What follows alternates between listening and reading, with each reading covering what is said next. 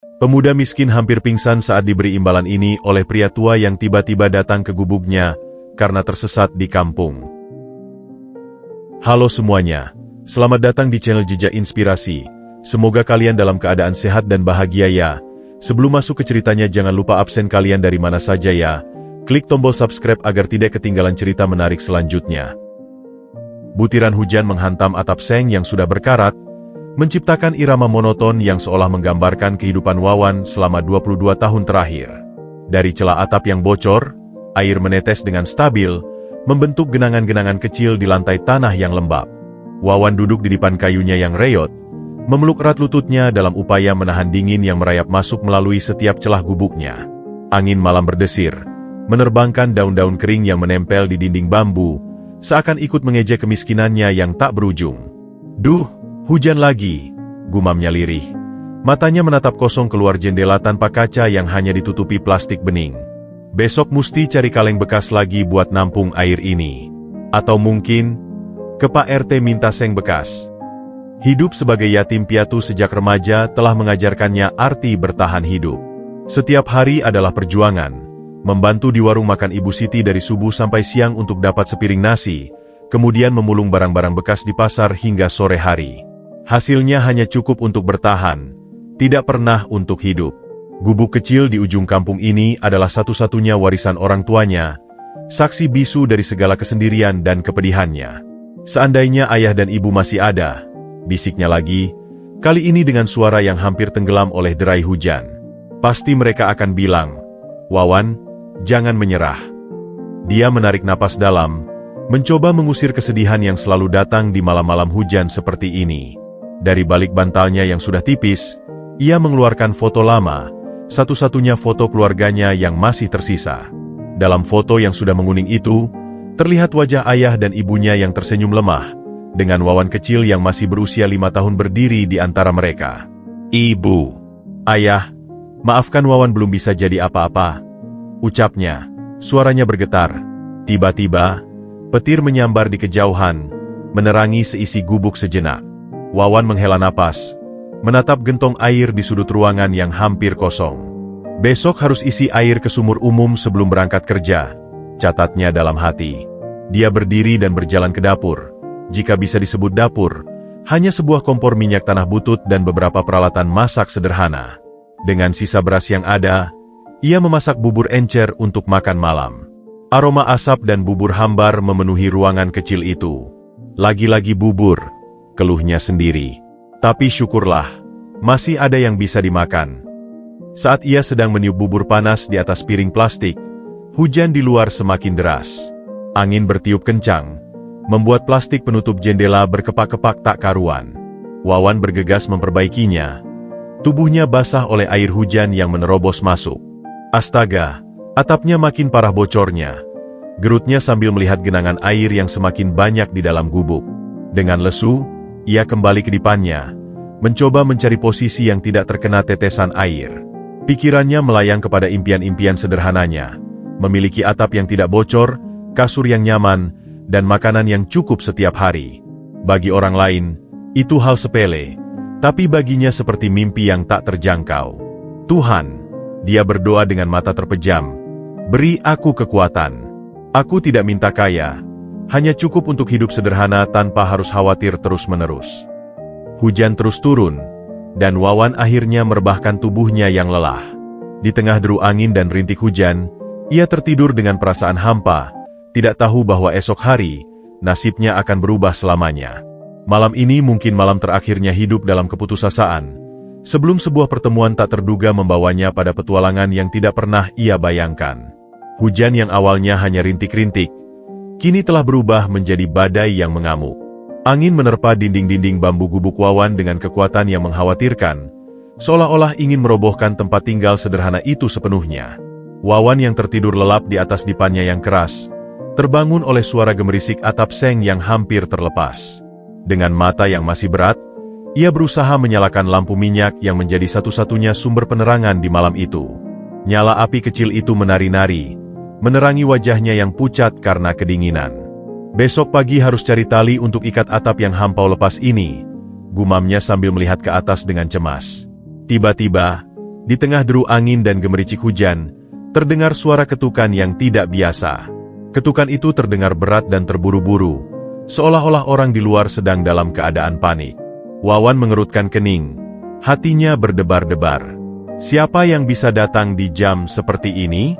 Jam sudah menunjukkan pukul 11 malam, dan tidak ada seorang pun yang biasanya berkunjung ke gubuknya, apalagi di tengah cuaca seperti ini. Siapa di luar? Teriak Wawan dengan suara yang sedikit gemetar. Tolong, bolehkah saya minta pertolongan? Sahut suara seorang laki-laki yang terdengar tua, namun masih berwibawa dari balik pintu. Wawan segera bergegas membuka pintu. Di depan matanya, berdiri seorang pria tua yang sama sekali tidak ia duga. Pria itu mengenakan jas hitam yang jelas-jelas sangat mahal, meskipun sekarang basah kuyup dan penuh noda lumpur. Wajahnya yang biasanya mungkin tampak tegas, sekarang terlihat pucat dan kelelahan. Rambutnya yang sudah memutih basah menempel di dahi, dan tangannya gemetar memegang sebuah koper kulit yang juga tidak kalah mewah. "Maaf mengganggu, Nak," kata pria tua itu, napasnya terengah-engah. "Saya tersesat. Mobil saya mogok di jalan tanah dekat sini, dan saya tidak bisa mendapatkan sinyal ponsel di sekitar sini." Wawan tertegun sejenak. Matanya menatap dari ujung kepala sampai kaki pria itu. Ini adalah orang paling berkelas yang pernah datang ke gubuknya. Silakan masuk, Pak," ucapnya akhirnya, membuka pintu lebar-lebar. "Di sini sederhana, tapi setidaknya bisa menghangatkan badan sebentar." Begitu masuk, pria tua itu melihat sekeliling ruangan dengan mata yang berbinar-binar, seolah-olah tidak percaya dengan kondisi tempat tinggal Wawan. Genangan air di lantai, atap yang bocor di beberapa tempat, dan perabotan seadanya membuatnya menghela napas. "Tinggal sendirian di sini, Nak?" tanya pria tua itu sambil duduk di bangku kayu yang ditawarkan Wawan. "Iya, Pak. Sudah lama sekali," jawab Wawan sambil bergegas mengambil handuk yang paling bersih yang ia miliki. "Ini, Pak, silakan dikeringkan." "Maaf, handuknya sudah agak usang." "Terima kasih," ucap pria tua itu dengan tulus. "Nama saya Huan. Bisa panggil saya Pak Huan." "Saya Wawan, Pak. Maaf, tempatnya sangat sederhana. Biasanya tidak ada tamu yang datang," kata Wawan sambil menunduk malu. Pak Huan tersenyum kecil. "Jangan khawatir, Nak. Justru saya yang harus berterima kasih sudah diterima dengan baik." Matanya kemudian tertuju pada foto keluarga di atas meja kayu yang hampir rubuh. "Keluargamu?" Wawan menghela napas. "Orang tua saya sudah meninggal, Pak. Tinggal saya sendiri." Pak Huan mengangguk pelan. Wajahnya menunjukkan empati. "Maaf mendengarnya. Tapi kau kuat, bisa mandiri di usia muda seperti ini." Wawan hanya tersenyum getir. "Tidak ada pilihan lain, Pak. Harus bertahan hidup." Ia kemudian beranjak ke dapur. "Saya buatkan teh hangat." "Ya, Pak. Meski hanya teh tubruk, tapi mungkin bisa menghangatkan badan." "Kau sangat baik, Wawan." "Terima kasih," jawab Pak Huan, matanya terus mengamati setiap gerak-gerik pemuda itu. Sambil menunggu air mendidih, Wawan kembali duduk menghadap tamunya yang tidak terduga ini. "Mobil Bapak mogok di mana? Di jalan mana?" "Saya tidak yakin," kata Pak Huan sambil menggeleng-geleng. "Saya seharusnya menuju ke hotel di kota, tapi rupanya tersasar ke daerah sini. Lalu hujan deras begini, dan mobil tiba-tiba mati. Saya mencoba berjalan mencari pertolongan, dan melihat cahaya dari gubukmu ini." Wawan mengernyitkan dahi. Jalan di sini memang mudah membuat orang tersesat, apalagi malam-malam dan hujan begini. "Tapi tenang saja, Pak.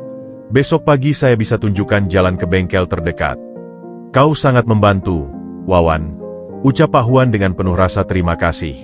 "Biasanya, orang akan takut menolong orang asing di malam seperti ini." Wawan tersenyum. "Di sini kami masih percaya pada kebaikan, Pak. Saya yakin, suatu saat nanti kebaikan akan kembali pada saya." Percakapan mereka terus berlanjut, sementara hujan di luar mulai mereda. Wawan tidak tahu bahwa tamu yang sedang duduk di gubuk reotnya ini adalah seseorang yang akan mengubah hidupnya selamanya. Dan Pak Huan juga tidak menyangka bahwa pemuda miskin yang baik hati ini akan memberinya pelajaran berharga tentang arti kehidupan yang sesungguhnya. Di dalam gubuk yang diterangi cahaya lampu minyak yang temaram, suasana terasa begitu intim namun penuh dengan keheningan yang tak terucapkan. Wawan dengan sigap mengambil tempat duduk dari balok kayu yang biasanya ia gunakan sebagai meja, lalu menyodorkannya kepada Pak Huan.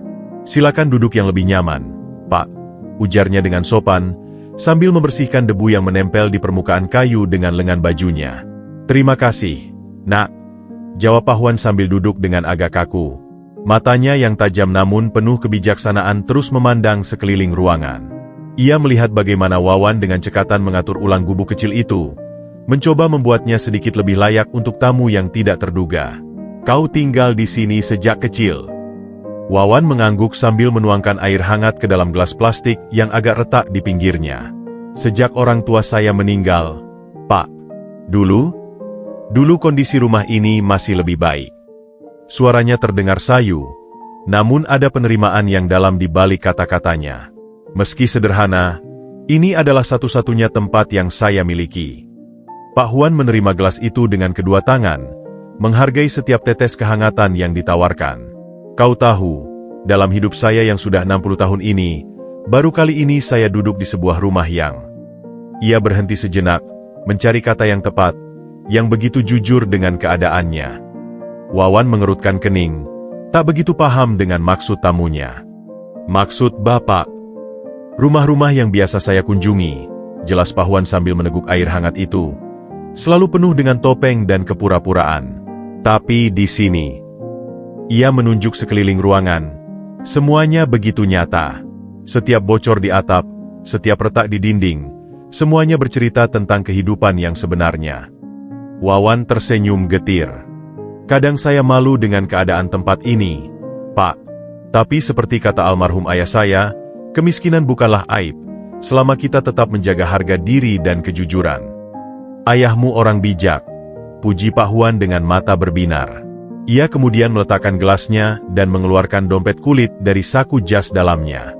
"Perkenalkan, nama lengkap saya Huan Wijaya." Dari dompet itu, ia mengeluarkan kartu nama yang terlihat mewah dan menyodorkannya kepada Wawan. Dengan tangan sedikit gemetar, Wawan menerima kartu nama itu. Matanya membelalak saat membaca tulisan di sana, "Huan Wijaya, Presiden Direktur CEO Grup Wijaya."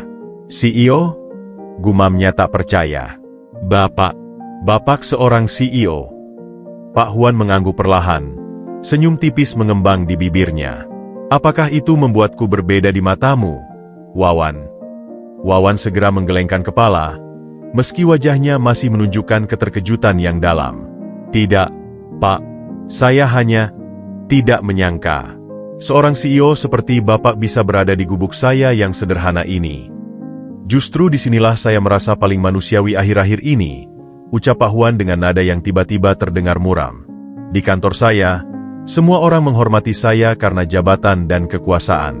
Tapi di sini..." Ia menatap mata Wawan, "Kau menerima saya sebagai manusia biasa yang kehujanan dan tersesat." Wawan diam sejenak, mencerna kata-kata tamunya. "Semua manusia sama di mata Tuhan, Pak. Kaya atau miskin, CEO atau pemulung, kita semua sama-sama butuh tempat berteduh ketika hujan." Perkataan Wawan itu membuat Pak Huan tertegun. Ia memandang pemuda itu dengan pandangan baru, seperti menemukan mutiara di tumpukan sampah. "Berapa usiamu, Nak?" 22 tahun, Pak." "Di usiamu yang masih muda, kau sudah memiliki kebijaksanaan yang jarang dimiliki orang-orang di sekeliling saya," puji Pak Huan. "Mereka sibuk berebut kekuasaan dan uang, sementara kau sudah memahami arti kehidupan yang sebenarnya." Wawan menunduk malu. "Saya hanya orang sederhana, Pak. Tidak punya apa-apa untuk dibanggakan." "Salah," bantah Pak Huan dengan tegas. "Kau punya sesuatu yang sangat berharga yang sudah hilang dari banyak orang, ketulusan." Ia berdiri dan berjalan mendekati dinding bambu, menyentuhnya dengan penuh penghayatan. Dinding ini mungkin rapuh, tapi nilai-nilai yang ada di dalamnya sangat kokoh. Malam semakin larut, namun percakapan mereka terus mengalir. Pak Huan bercerita tentang perjalanan hidupnya, tentang bagaimana ia membangun bisnis dari nol, tentang kesepian di puncak kesuksesan. Sementara Wawan mendengarkan dengan saksama, sesekali bertanya dengan polos namun penuh insight. Kau seharusnya mendapat kesempatan yang lebih baik dalam hidup, Wawan. Ucap Pak Huan tiba-tiba, suaranya berisi keyakinan. Dengan ketulusan dan kebijaksanaanmu, kau bisa menjadi orang besar. Wawan tersenyum kecil. Saya tidak perlu menjadi orang besar, Pak. Cukup bisa hidup tenang tanpa khawatir akan makan esok hari. Itu sudah lebih dari cukup. Pernyataan sederhana itu membuat Pak Huan diam terpaku. Di matanya, terbentuk sebuah tekad, sebuah rencana yang akan mengubah takdir pemuda miskin di depannya. Namun untuk saat ini, ia hanya akan menikmati kehangatan persahabatan yang tak terduga ini, dalam kesederhanaan sebuah gubuk reot di tengah kampung miskin.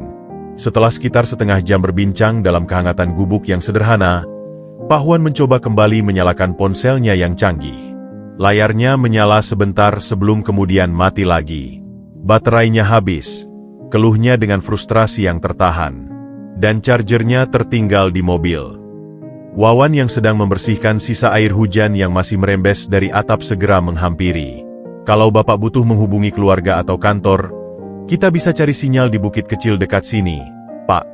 Biasanya di sana sinyalnya cukup baik. Pak Huan mengangkat alis, tampak ragu. Tapi hujan masih cukup deras. Nak, apakah tidak terlalu berisiko? Wah, kalau tunggu hujan reda, bisa sampai subuh nanti, Pak. Jawab Wawan sambil mengambil jaket kuningnya yang sudah lusuh. Lagi pula, saya sudah biasa jalan di cuaca seperti ini. Tapi kalau Bapak tidak kuat. Tidak, sahut Pak Huan cepat. Jika kau sanggup, saya juga harus sanggup. Tapi, apakah kau punya payung? Wawan tersenyum sambil mengambil sebuah payung compang-camping yang beberapa jerujinya sudah bengkok. Ini saja yang ada, Pak. Meski agak rusak, masih bisa melindungi dari hujan. Mereka berdua kemudian bersiap untuk keluar. Wawan dengan sigap membantu Pak Huan mengenakan kembali jasnya yang masih basah. Bapak harus tetap pakai ini, meski basah. Biar tidak kedinginan. Saat mereka membuka pintu, angin malam yang dingin langsung menyergap. Pak Huan menggigil, sementara Wawan tampak sudah terbiasa. Jalannya agak licin, Pak. Lebih baik pegang lengan saya. Perlahan-lahan, mereka menyusuri jalan setapak yang berubah menjadi kubangan lumpur. Payung kecil itu nyaris tak berguna menghadapi terpaan angin dan hujan yang datang dari berbagai arah. Setiap langkah terasa berat, dengan kaki mereka sering terbenam dalam lumpur yang dalam. Maaf, Pak. Jalannya seperti ini kalau hujan, ucap Wawan dengan suara yang sedikit bergetar karena dingin. Tidak apa, Nak. Justru ini pengalaman yang berharga, jawab Pak Huan. Napasnya terengah-engah. Sudah lama saya tidak merasakan langsung bagaimana rasanya berjuang melawan alam. Mereka terus berjalan, dengan Wawan dengan sabar menuntun dan membantu Pak Huan melewati rintangan. Di satu titik, jalan menanjak cukup curam, membuat Pak Huan harus berhenti sejenak untuk menarik napas. Bapak baik-baik saja? Tanya Wawan dengan nada khawatir. Pak Huan mengangguk, meski wajahnya pucat. Usia sudah tidak muda lagi, Nak. Dulu waktu seusiamu, saya juga kuat bekerja keras seperti ini. Wawan tersenyum. Bapak tetap kuat, kok. Jalannya memang sulit. Bahkan anak muda kampung sini juga sering ngos-ngosan lewati jalan ini waktu hujan. Setelah sekitar 20 menit berjalan, mereka akhirnya tiba di sebuah bukit kecil yang terbuka. Dari sini, meski gelap, mereka bisa melihat pemandangan kampung di bawah yang disinari lampu-lampu rumah yang temaram. Coba di sini, Pak, kata Wawan sambil menunjuk sebuah batu datar yang agak terlindung oleh pohon. Biasanya sinyal di sini cukup kuat. Dengan tangan yang masih gemetar karena dingin, Pak Huan mengeluarkan ponselnya dan mencoba menyalakannya. Kali ini, simbol sinyal muncul dengan 2 bar. Wawan menghela napas lega. Alhamdulillah, dapat sinyal, ucapnya gembira. Pak Huan segera menghubungi asistennya. Halo, Andre? Saya Huan. Saya tersesat di suatu kampung. Tidak, saya tidak tahu persis di mana. Tunggu sebentar. Ia menoleh kepada Wawan. Nak, bisakah kau menjelaskan lokasi kita kepada asisten saya? Wawan dengan percaya diri mengambil alih ponsel itu. Permisi, Pak. Nama saya Wawan. Kita sekarang di Bukit Cemara. Desa Sukamaju. Dari kota, lewat jalan poros kemudian belok kiri di pertigaan setelah pom bensin. Penjelasan Wawan yang rinci dan jelas membuat Pak Huan terkesan. Pemuda ini tidak hanya baik hati, tapi juga cerdas dan memiliki kemampuan komunikasi yang baik. Setelah memberikan petunjuk yang detail, Wawan mengembalikan ponsel itu kepada Pak Huan. Mereka akan menjemput Bapak di sini, kira-kira butuh waktu 1 jam. Pak Huan mengangguk, lalu duduk di batu yang ditunjuk Wawan tadi. Terima kasih, Wawan. Tanpa bantuanmu, saya mungkin masih tersesat di sana. Membantu orang itu kewajiban kita, Pak. Jawab Wawan sambil duduk di samping Pak Huan, masih memegang payung compang-camping itu untuk melindungi mereka berdua. Mereka duduk dalam keheningan sejenak, menatap hujan yang mulai reda. Bintang-bintang mulai muncul di celah-celah awan, menerangi bukit kecil itu dengan cahaya redup. Wawan, ucap Pak Huan tiba-tiba, suaranya serius. Hari ini kau telah mengajarkan saya banyak hal. Tentang ketulusan, tentang kerendahan hati, dan tentang arti menjadi manusia seutuhnya. Wawan hanya tersenyum, matanya berbinar dalam kegelapan. Saya hanya melakukan apa yang seharusnya dilakukan, Pak. Justru itulah yang langka, sahut Pak Huan. Banyak orang lupa melakukan apa yang seharusnya mereka lakukan. Dalam diam, Pak Huan mulai merencanakan sesuatu dalam pikirannya. Sesuatu yang akan membalas kebaikan hati pemuda sederhana ini dengan cara yang tidak pernah terbayangkan oleh Wawan. Sekitar 45 menit kemudian, dari kejauhan mulai terlihat sinar lampu mobil menembus kabut tipis yang menyelimuti bukit kecil itu. Suara mesin yang halus semakin jelas terdengar, mengganggu kesunyian malam yang sebelumnya hanya diisi oleh deru angin dan tetesan sisa hujan yang jatuh dari dedaunan. Itu pasti mobil jemputan Bapak, ucap Wawan sambil berdiri dan melambaikan tangan ke arah sinar lampu yang semakin mendekat.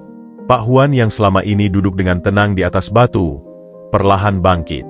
Jasnya yang basah telah mengering sebagian, meski masih terlihat kusut dan penuh noda lumpur. Mereka cukup cepat, gumamnya, merapikan penampilannya seadanya. Sebuah SUV mewah berwarna hitam, akhirnya berhenti beberapa meter dari tempat mereka berdiri. Pintunya terbuka dan seorang pria paruh baya dengan kemeja rapih langsung keluar dengan wajah khawatir. Pak Huan, syukurlah Bapak baik-baik saja. Seru pria yang ternyata adalah Andre, asisten pribadi Pak Huan. Beberapa orang staf lainnya juga turun dari mobil, membawa jaket hangat dan termos. Saya baik-baik saja, Andre, jawab Pak Huan dengan tenang. Berkat bantuan pemuda ini, Wawan.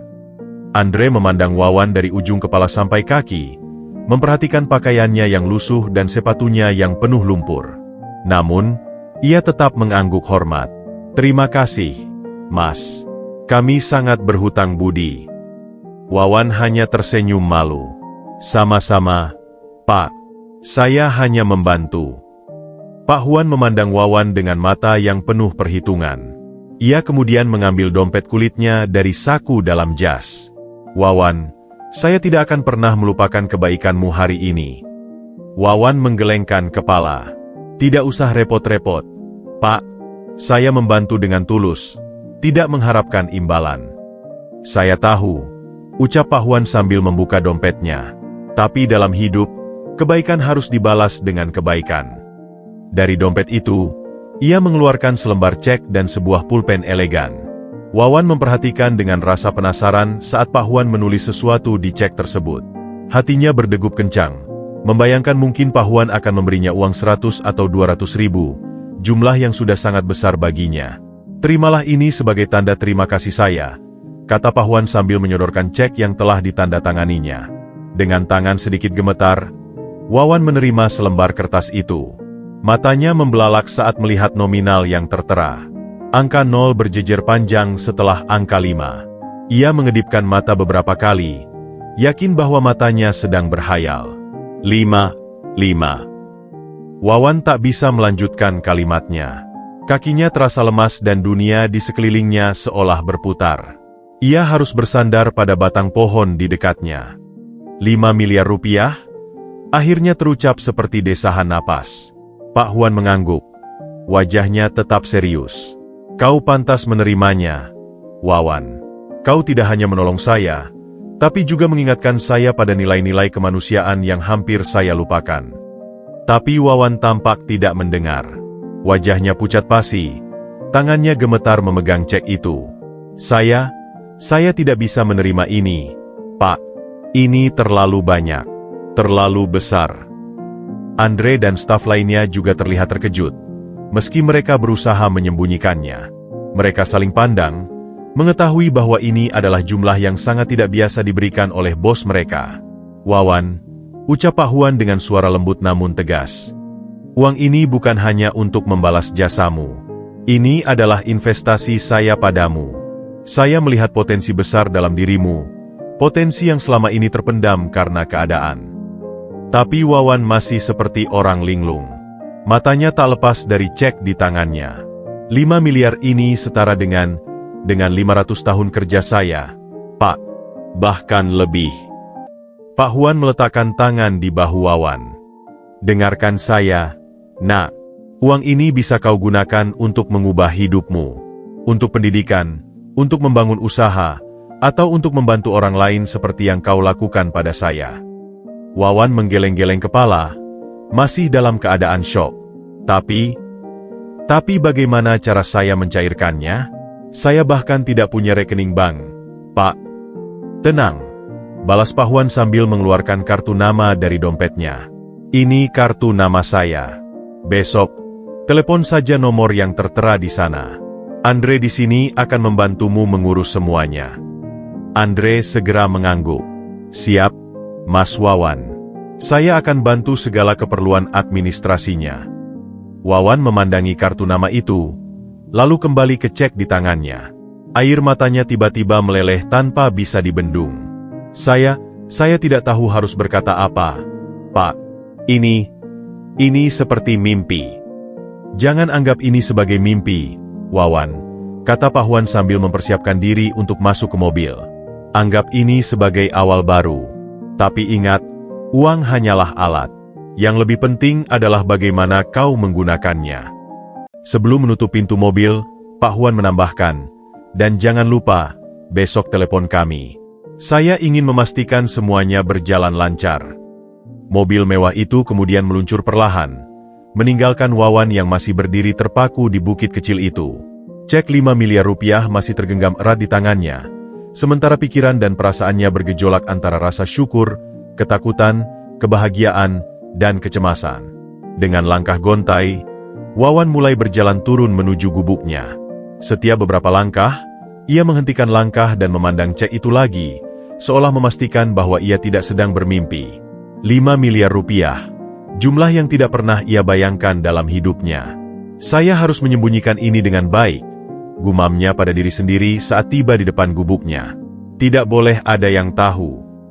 Malam itu, untuk pertama kalinya dalam hidupnya, Wawan tidak bisa tidur bukan karena kelaparan atau kedinginan, tetapi karena beban dan harapan baru yang tiba-tiba menghampirinya. Di tangannya, ia menggenggam tidak hanya selembar cek, tetapi juga masa depannya yang berubah selamanya. Cahaya pertama fajar mulai menyapu kegelapan, menyusup melalui celah-celah dinding bambu gubuk Wawan. Namun, pemuda itu masih tergeletak di depannya. Mata terbuka lebar menatap langit-langit yang berlubang. Sepanjang malam, ia tidak bisa memejamkan mata. Cek senilai 5 miliar rupiah itu tergeletak di atas meja kayu, seolah memancarkan energi yang membuatnya tidak bisa tenang. Apakah ini nyata? Gumamnya untuk kesekian kalinya. Suaranya serak karena kurang tidur. Dia bangkit dan mendekati meja, mengambil cek itu dengan tangan gemetar. Matanya meneliti setiap detail, tinta biru yang mengkilap, tanda tangan elegan Pak Huan, cap perusahaan yang timbul.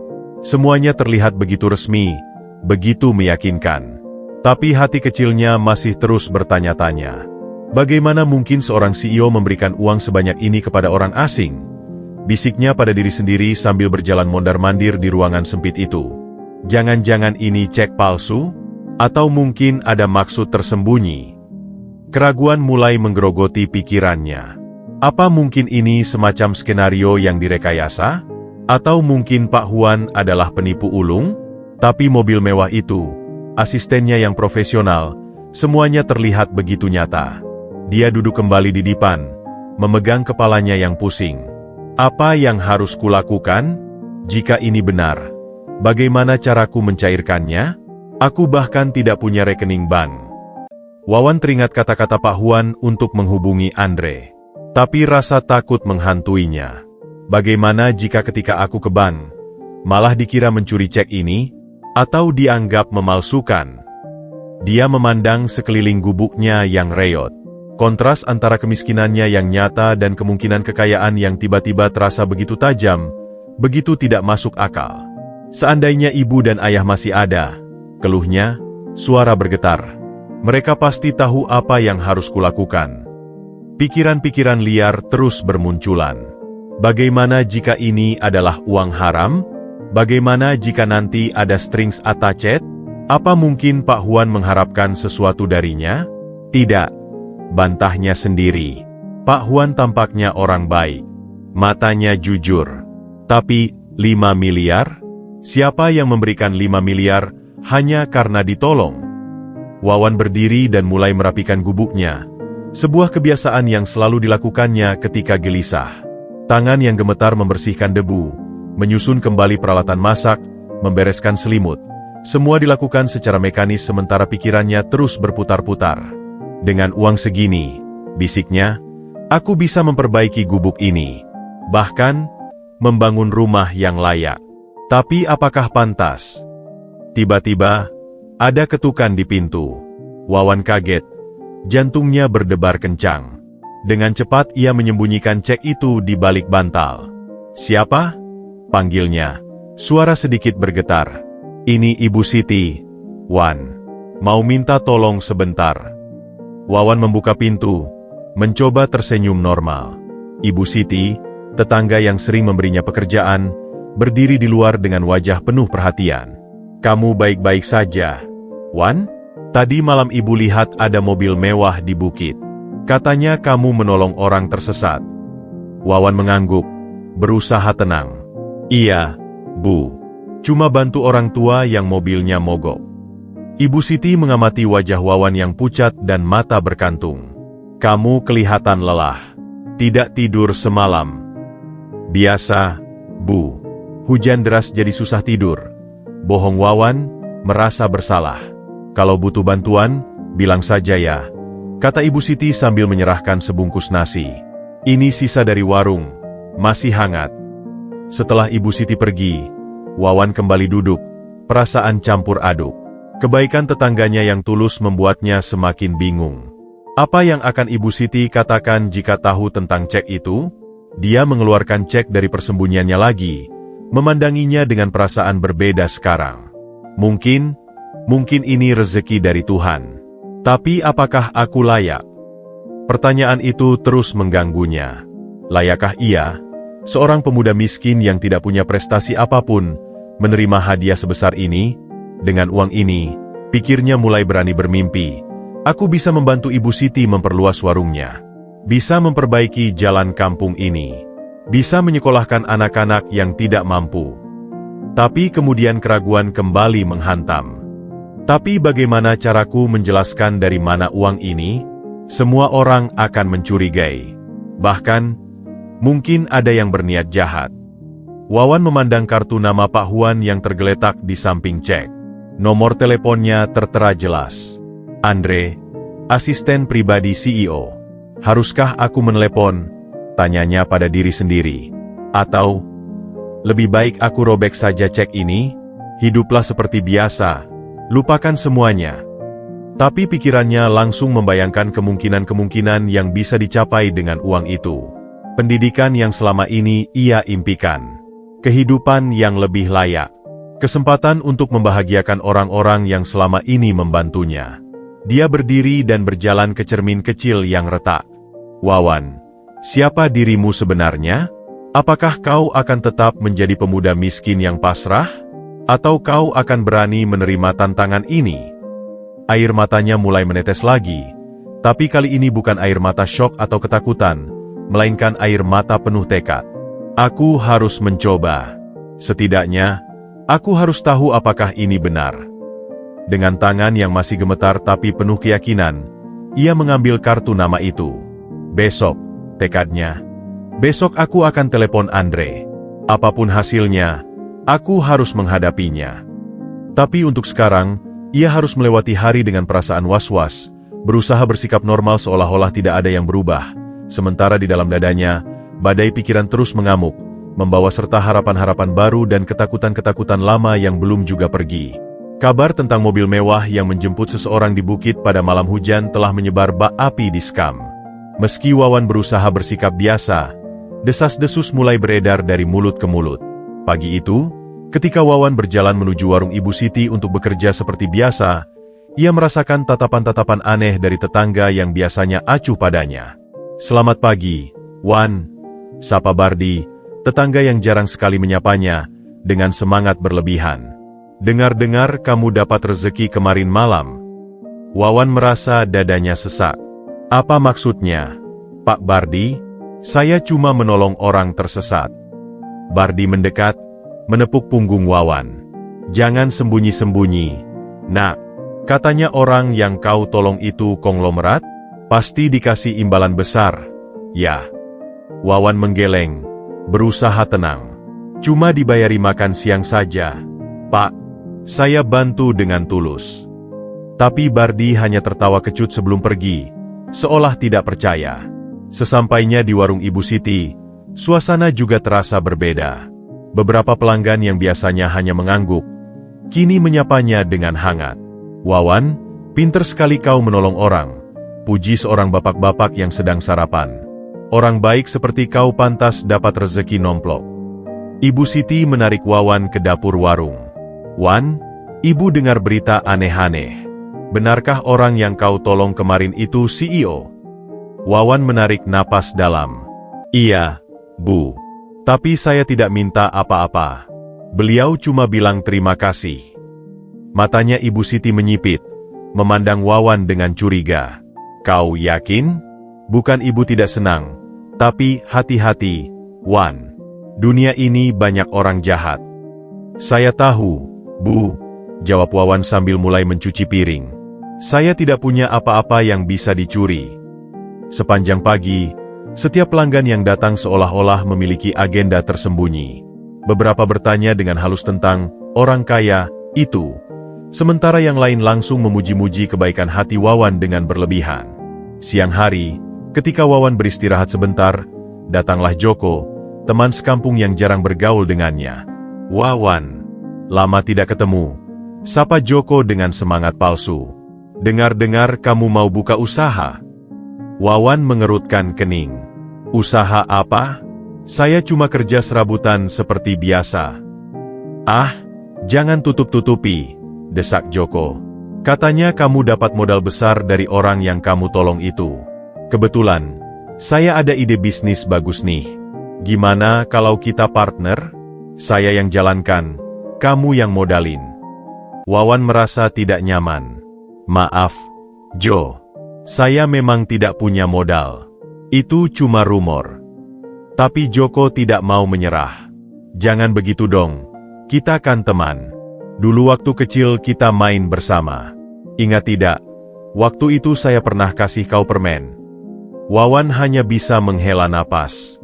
Kenangan masa kecil yang indah kini dijadikan alat untuk memanipulasi. Sore hari, ketika Wawan pulang ke gubuknya, ia menemukan beberapa orang telah menunggu di depan pintunya. Ada yang membawa kue, ada yang membawa buah, semuanya dengan senyum manis yang tidak tulus. "Wawan, akhirnya pulang," sapa seorang ibu-ibu. "Ibu bawakan kue, buat makan malammu." "Ibu Sri." Wawan terkejut. Ibu ini biasanya tidak pernah memperhatikannya. "Iya, Nak. Kebetulan, Ibu mau minta tolong sebentar. Anak Ibu yang sulung mau nikah, butuh biaya. Kebetulan kan kamu dapat rezeki, bisa nggak pinjam 10 juta dulu? Nanti Ibu kembalikan pelan-pelan."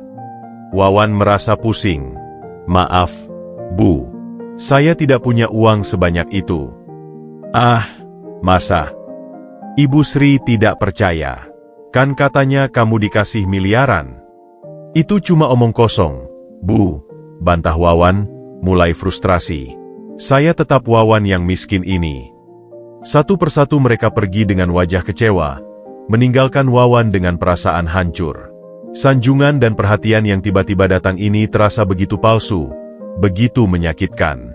Malam itu, Wawan duduk sendirian di gubuknya, memandang cek yang masih tersembunyi. Air matanya menetes. Inikah yang kau maksud, Pak Huan? Dunia yang pen dengan kepura-puraan. Tiba-tiba, ada ketukan lembut di pintu. Wawan bergegas menyembunyikan ceknya sebelum membuka pintu. Wawan? Suara lembut itu berasal dari Nenek Surti, tetangga tua yang tinggal sendirian. Nenek bawakan gulai, kebetulan masak banyak. Nenek, terima kasih, ucap Wawan dengan hati hangat. Nenek Surti adalah satu-satunya yang tidak berubah sikapnya. Nenek dengar banyak orang mengganggumu hari ini, kata nenek itu sambil duduk. Jangan dengarkan mereka, nak. Tetap rendah hati dan jangan lupa siapa dirimu. Nenek tidak ingin pinjam uang, tanya Wawan polos. Nenek Surti tertawa getir. Untuk apa nenek pinjam uang? Di usia nenek ini, yang dibutuhkan ketenangan, bukan uang. Nenek hanya khawatir padamu. Rezeki yang besar biasanya dibarengi dengan ujian yang besar pula. Perkataan nenek itu menyentuh kalbu Wawan. Apa yang harus saya lakukan, Nek? Pertahankan ketulusanmu, nak. Uang datang dan pergi, tapi karakter tetap selamanya. Nenek Surti berdiri untuk pergi. Dan ingat, tidak semua yang berkilau itu emas. Termasuk sanjungan orang-orang itu. Setelah nenek itu pergi, Wawan merenungkan kata-katanya. Mungkin inilah ujian pertama yang harus dihadapinya. Membedakan antara teman sejati dan pencari untung, antara sanjungan tulus dan pujian palsu. Dia mengambil kartu nama Pak Huan. Jari-jarinya menelusuri huruf-huruf timbulnya. Besok, ia harus mengambil keputusan. Apakah akan mencairkan cek itu dan menghadapi segala konsekuensinya, atau membiarkan kesempatan ini berlalu, tetap hidup dalam kemiskinan yang tenang tanpa sanjungan-sanjungan palsu. Tapi satu hal yang ia sadari, hidupnya sudah berubah, dengan atau tanpa uang itu. Ia sudah melihat wajah asli manusia, yang bisa begitu tulus sekaligus begitu munafik. Dan pelajaran ini, mungkin lebih berharga daripada 5 miliar rupiah manapun. Pagi itu, dengan tekad bulat dan jantung berdebar-debar, Wawan memutuskan untuk pergi ke kota. Cek 5 miliar rupiah itu tersimpan rapi di saku dalam celananya, dilapisi plastik untuk berjaga-jaga. Perjalanan ke kota membutuhkan waktu 2 jam dengan angkutan pedesaan yang reyot, dan setiap guncangan terasa seperti mengingatkannya pada betapa rapuhnya keadaan saat ini. Kota Tegal, 5.000. Teriak kondektur saat Wawan naik ke dalam angkutan yang sudah penuh sesak. Dia mencari tempat duduk di belakang, berusaha tidak menarik perhatian. Pikirannya berkecamuk antara harapan dan ketakutan. Bagaimana jika cek ini palsu? Bagaimana jika dia malah ditangkap karena dicurigai melakukan penipuan? Sepanjang perjalanan, pemandangan sawah dan perkampungan perlahan berganti dengan bangunan-bangunan tinggi. Wawan yang jarang sekali ke kota merasa sedikit terintimidasi oleh keramaian dan kesibukan ibu kota kabupaten ini. Permisi, Bang, tanya Wawan pada kondektur saat turun di terminal. Bank BNI yang besar di mana? Ya. Kondektur itu menatapnya curiga. Bu apa ke ban? Lo mau nabung? Candanya sambil tertawa. Wawan hanya tersenyum kecut. Bukan, Bang. Mau urus sesuatu. Setelah mendapat petunjuk arah, Wawan berjalan kaki menuju ban yang dimaksud. Gedungnya yang megah dengan pintu kaca otomatis membuatnya ragu untuk masuk. Beberapa orang yang keluar masuk mengenakan pakaian rapi, sementara dia hanya memakai baju sederhana yang terbaik yang dimilikinya. Demi Tuhan, aku harus berani, bisiknya pada diri sendiri sebelum mendorong pintu itu. Begitu masuk, udara sejuk AC menyambutnya.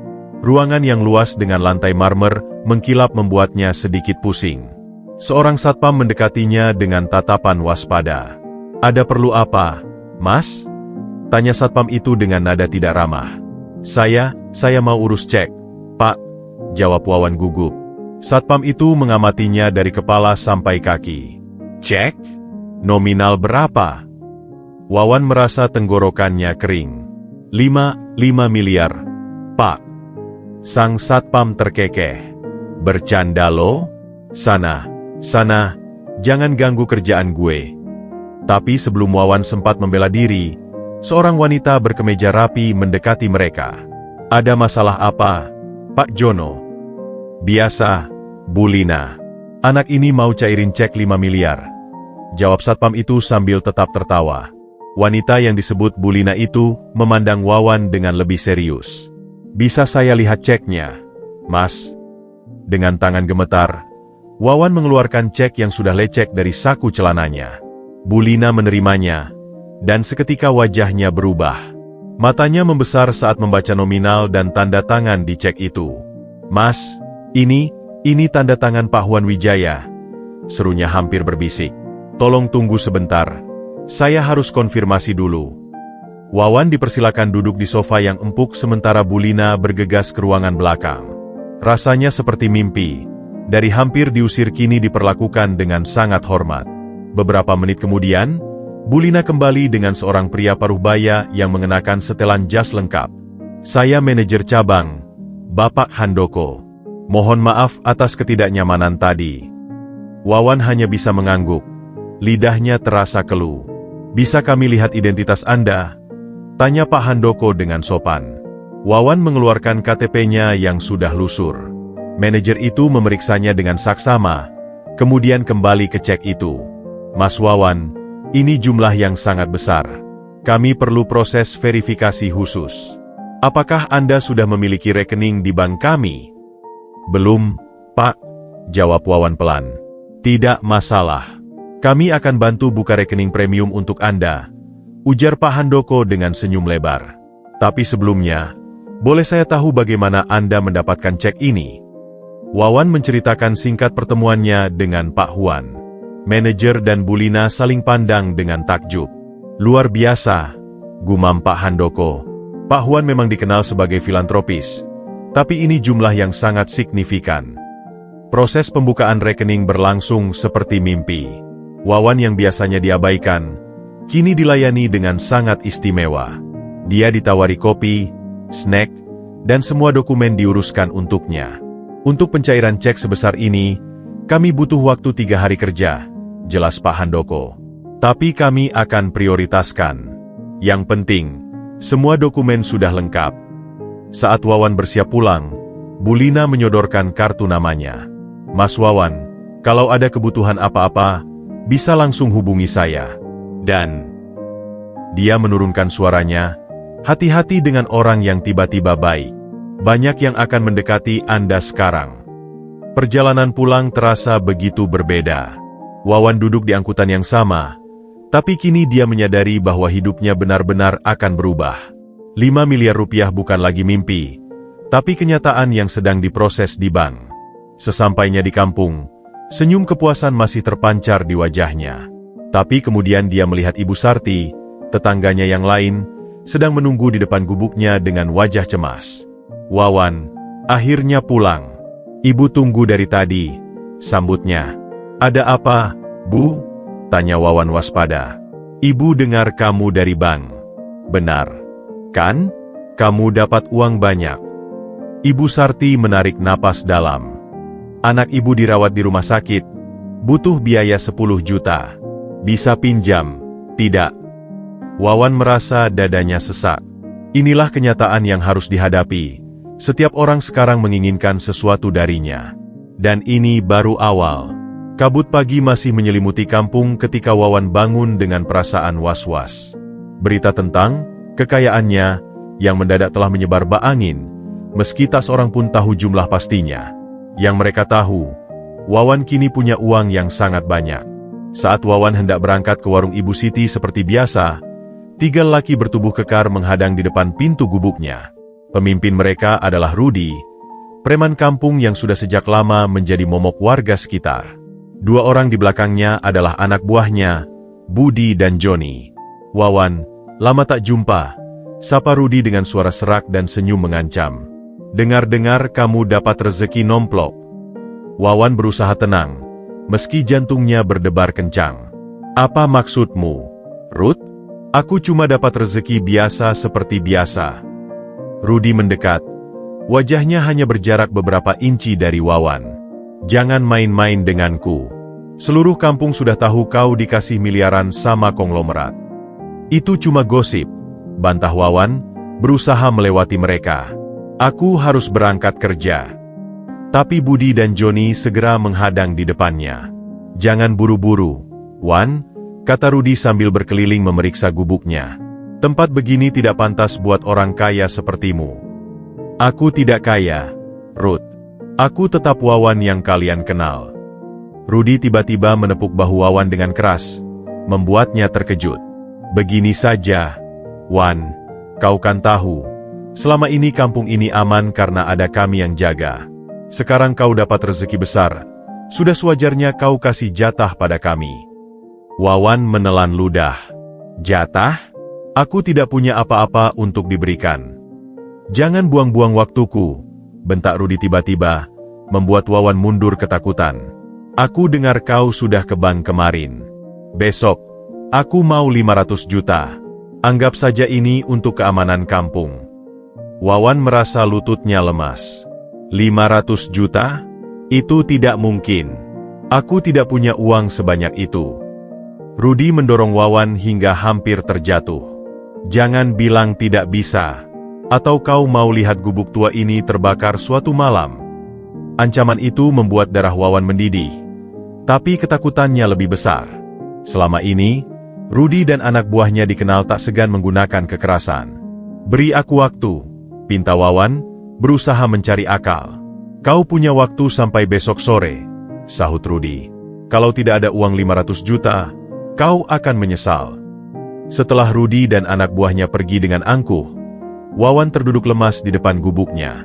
Tangannya gemetar, bukan hanya karena takut, tapi juga karena kemarahan. Untuk pertama kalinya dalam hidupnya, ia merasakan kebencian yang mendalam. Sepanjang hari di warung Ibu Siti, Wawan tidak bisa konsentrasi. Beberapa piring pecah karena tangannya yang masih gemetar. Kamu kenapa, Wan? Tanya Ibu Siti khawatir. Dari tadi kelihatan gelisah sekali.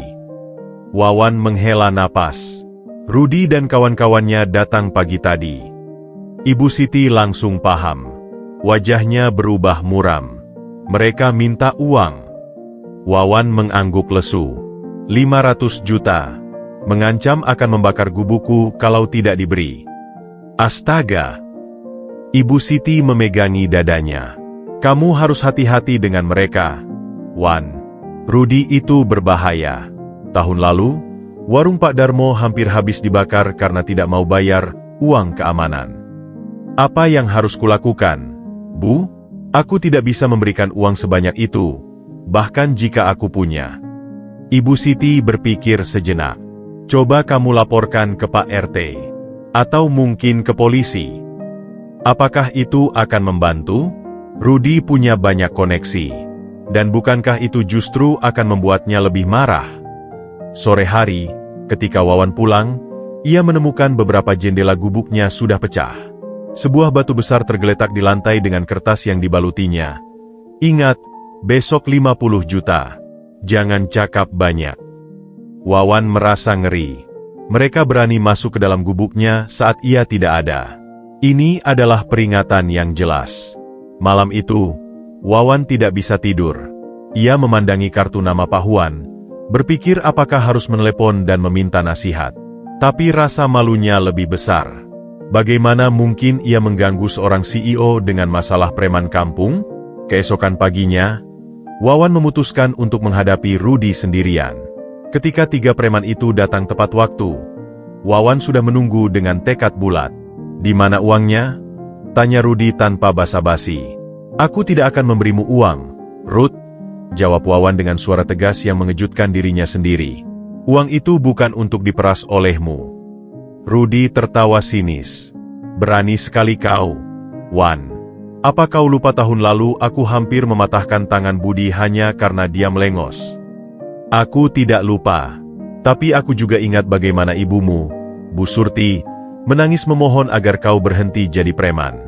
Apakah ini yang dia inginkan? Mendengar nama ibunya, wajah Rudi berubah. Jangan sebut nama ibuku. Kenapa? Apa kau malu? Tantang Wawan, meski hatinya berdebar kencang. Dia orang yang baik. Setiap hari berdoa agar kau berubah. Dan lihat apa yang kau lakukan? Memeras tetangga sendiri. Rudi mendorong Wawan dengan kasar. Diam kau. Kau pikir karena dapat uang tiba-tiba kau bisa mengajariku? Aku tidak mengajarimu, Ruth. Aku hanya mengingatkanmu pada siapa dirimu sebenarnya. Pertengkaran mereka mulai menarik perhatian tetangga. Beberapa orang berkerumun, tapi tak ada yang berani mencampuri. Pergi dari sini, Rudi! Teriak seorang ibu-ibu dari kejauhan. Rudi memandang sekeliling dengan mata berapi-api. Baiklah, Wawan. Kau menang hari ini. Tapi ini belum selesai. Setelah Rudi pergi, tetangga-tetangga berdatangan menghampiri Wawan. Kamu berani sekali, Wan, puji seorang bapak-bapak. Tapi hati-hati, tambah yang lain. Rudi tidak akan tinggal diam. Malam itu, Wawan menyadari sesuatu yang penting. Uang mungkin memberinya keberanian, tapi yang lebih penting adalah keyakinan pada kebenaran. Konflik dengan Rudi belum selesai, tapi untuk pertama kalinya dalam hidupnya, ia merasa mampu berdiri tegak melawan ketidakadilan. Dia mengambil kertas dan mulai mencatat segala ancaman dan intimidasi yang diterimanya. Jika sesuatu terjadi padanya, setidaknya ada bukti. Perlawanan telah dimulai, dan Wawan tahu, ini hanya awal dari pertarungan yang lebih besar. 3 hari setelah kunjungannya ke bank, Wawan duduk sendirian di gubuknya yang sunyi. Malam itu hujan lagi, persis seperti malam ketika pertama kali bertemu Pak Huan. Genangan air masih menggenang di sudut ruangan, mengingatkannya bahwa kehidupan nyatanya belum benar-benar berubah, meski 5 miliar rupiah sedang menunggu di rekening bank. Tiba-tiba, telepon genggam murahnya yang hanya bisa untuk telepon dan SMS berdering. Nomor yang tidak dikenali. Wawan mengira itu telepon dari Rudi atau salah satu koleganya yang mencoba mengganggunya lagi. Halo? Sapa Wawan dengan hati-hati. Wawan? Ini Huan Wijaya. Suara di seberang sana terdengar hangat dan familiar. Wawan nyaris menjatuhkan teleponnya. Pak Huan? Maaf, saya tidak menyangka. Tidak apa-apa. Saya hanya ingin mengecek kabarmu. Bagaimana proses pencairan ceknya? Apakah ada kendala? Alhamdulillah, semuanya lancar, Pak. Tapi, uangnya masih dalam proses. Katanya butuh beberapa hari. Wawan merasa tangannya berkeringat. Saya tidak tahu harus berterima kasih bagaimana, Pak. Tidak perlu berterima kasih, Nak. Itu hakmu. Ada jeda sejenak. Suaramu terdengar stres. Apakah ada masalah? Wawan tertegun. Bagaimana mungkin seorang CEO yang sibuk memperhatikan nuansa suaranya? Tidak, Pak. Semuanya baik-baik saja. Wawan, suara Pak Huan menjadi lebih lembut. Kamu ingat malam kita pertama bertemu? Kamu bilang padaku bahwa kemiskinan bukanlah aib selama kita menjaga kejujuran. Sekarang, bisakah kau jujur padaku? Desakan yang lembut itu membuat pertahanan Wawan runtuh. Dengan suara bergetar, ia mulai bercerita tentang segala tekanan yang dihadapinya sejak kabar tentang kekayaannya tersebar. Tentang tetangga yang tiba-tiba ramah namun berpura-pura, tentang sanak keluarga jauh yang tiba-tiba mengaku dekat, dan terutama tentang Rudi dan ancamannya. Mereka meminta 500 juta, Pak. Mengancam akan membakar gubuk saya jika tidak diberi. Dengarkan baik-baik, Wawan, kata Pak Huan setelah mendengarkan panjang lebar. Apa yang kamu alami sekarang adalah ujian pertama dari kekayaan. Banyak orang tidak bisa melewati fase ini. Tapi saya tidak mau uang ini jika harus membuat hidup saya seperti ini, Pak. Setiap orang memandangi saya dengan tatapan berbeda. Bahkan Ibu Siti yang baik pun sekarang bersikap aneh. Wawan, boleh saya ceritakan sesuatu? Tanya Pak Huan. 20 tahun yang lalu, ketika perusahaan saya pertama kali sukses besar, hal serupa terjadi pada saya. Saudara-saudara saya yang dulu tidak pernah peduli, tiba-tiba datang meminta bagian. Teman-teman lama mengirimi saya proposal bisnis yang tidak masuk akal. Bahkan tetangga saya meminta saya membayar hutang orang tuanya yang sudah puluhan tahun. Benarkah, Pak? Lalu apa yang Bapak lakukan? Saya belajar membedakan antara yang tulus dan yang tidak. Dan yang paling penting, saya belajar mengatakan tidak. Suara Pak Huan tegas. Kekayaan bukan tentang memiliki segalanya, tapi tentang memiliki kebijaksanaan untuk memilih apa yang benar. Tapi bagaimana cara mengatakan tidak pada preman seperti Rudy? Mereka bisa menyakiti saya. Untuk masalah itu, kata Pak Huan, kamu harus melaporkannya pada polisi. Tapi biar saya yang atur. Saya kenal dengan Kapolres setempat. Mereka akan mengirim patroli rutin ke kampungmu. Wawan merasa lega, tapi juga malu. Saya tidak ingin merepotkan Bapak. Kamu tidak merepotkan. Justru dengan membantu kamu, saya sedang melindungi investasi saya. Pak Huan berhenti sejenak. Wawan, uang yang saya berikan itu seperti pedang bermata dua. Bisa membantumu mencapai impianmu, tapi juga bisa menghancurkanmu jika tidak bijak menggunakannya. Apa yang harus saya lakukan, Pak? Saya merasa begitu tersesat. Pertama, jangan terburu-buru mengeluarkan uang itu. Biarkan dulu di bank. Kedua, mari kita buat rencana untuk masa depanmu. Apa impianmu, Wawan? Jika kamu bisa menjadi apapun, apa yang ingin kamu lakukan? Pertanyaan itu membuat Wawan diam sejenak. Saya selalu ingin bersekolah lagi, Pak. Waktu orang tua saya meninggal, saya harus berhenti sekolah. Dan saya ingin membuka bengkel elektronik. Itu satu-satunya hal yang saya kuasai. Bagus. Itulah yang ingin saya dengar. Pak Huan terdengar bersemangat. Minggu depan, saya akan mengirimkan seseorang untuk membantumu membuat rencana bisnis. Dan untuk sekolah, kita bisa cari program kursus singkat dulu, sebelum kamu memutuskan untuk kuliah penuh. Bapak, begitu baik pada saya. Saya tidak pantas. Kamu pantas, Wawan. Karena di tengah semua godaan ini, kamu masih memikirkan pendidikan dan usaha yang jujur, bukan hidup mewah. Ada suara ketukan di belakang Pak Huan. Saya harus pergi sekarang, tapi ingat 3 hal. Laporkan setiap ancaman pada polisi, jangan beri uang pada pemeras, dan pertahankan integritasmu. Terima kasih, Pak Huan. Terima kasih banyak. Sampai jumpa, Wawan. Dan jangan lupa, besok akan ada pengacara saya yang menghubungimu untuk membantu mengurus masalah hukum dengan Rudy. Setelah telepon berakhir, Wawan duduk terdiam lama. Air matanya mengalir. Tapi kali ini air mata kelegaan. Untuk pertama kalinya sejak menerima cek itu, ia merasa tidak sendirian. Ada seseorang yang memahami perjuangannya, seseorang yang peduli bukan karena uangnya, tapi karena siapa dirinya. Dia melihat keluar jendela, pada hujan yang masih turun. Tapi kali ini, hujan terasa menenangkan, membasahi bumi dan membersihkan segala kegelisahan dalam hatinya. Mungkin, segalanya akan baik-baik saja. Mungkin, ia benar-benar bisa melewati semua ini. Dengan bantuan Pak Huan, dan dengan keyakinan pada dirinya sendiri.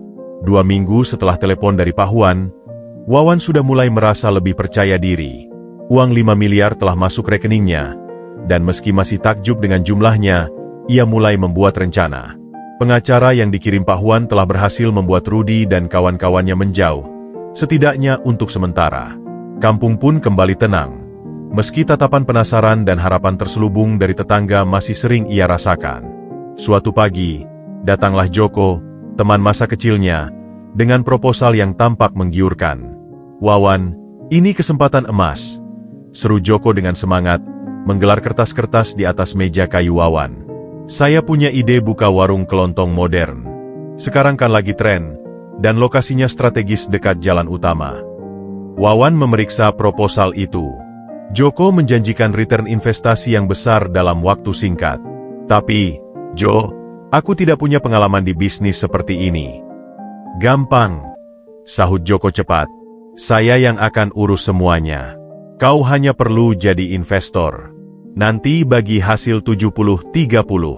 Kau yang 70 karena modalnya darimu. Wawan masih ragu. Tapi Joko terus meyakinkannya. Kita kan teman sejak kecil, Wan. Percayalah padaku. Ini akan sukses. Godaan untuk segera memulai bisnis dan membuktikan diri pada Pak Huan akhirnya mengalahkan keraguannya. Dengan hati berdebar, Wawan menyetujui proposal itu dan mengeluarkan 500 juta rupiah untuk modal awal. Bulan pertama, semuanya tampak berjalan lancar. Warung yang diberi nama Warung Modern Jowo itu ramai dikunjungi. Joko melaporkan penjualan yang menggembirakan setiap minggu. Wawan yang awalnya waspada mulai percaya dan merasa lega. "Lihat, Wan. Apa ku bilang?" kata Joko suatu sore sambil menunjukkan laporan penjualan. "Bulan depan kita bisa buka cabang kedua." Tapi di balik kesuksesan yang tampak, masalah mulai bermunculan. Stok barang sering hilang tanpa jelas, pembukuan berantakan, dan Joko mulai sering meminta tambahan modal untuk kebutuhan mendesak.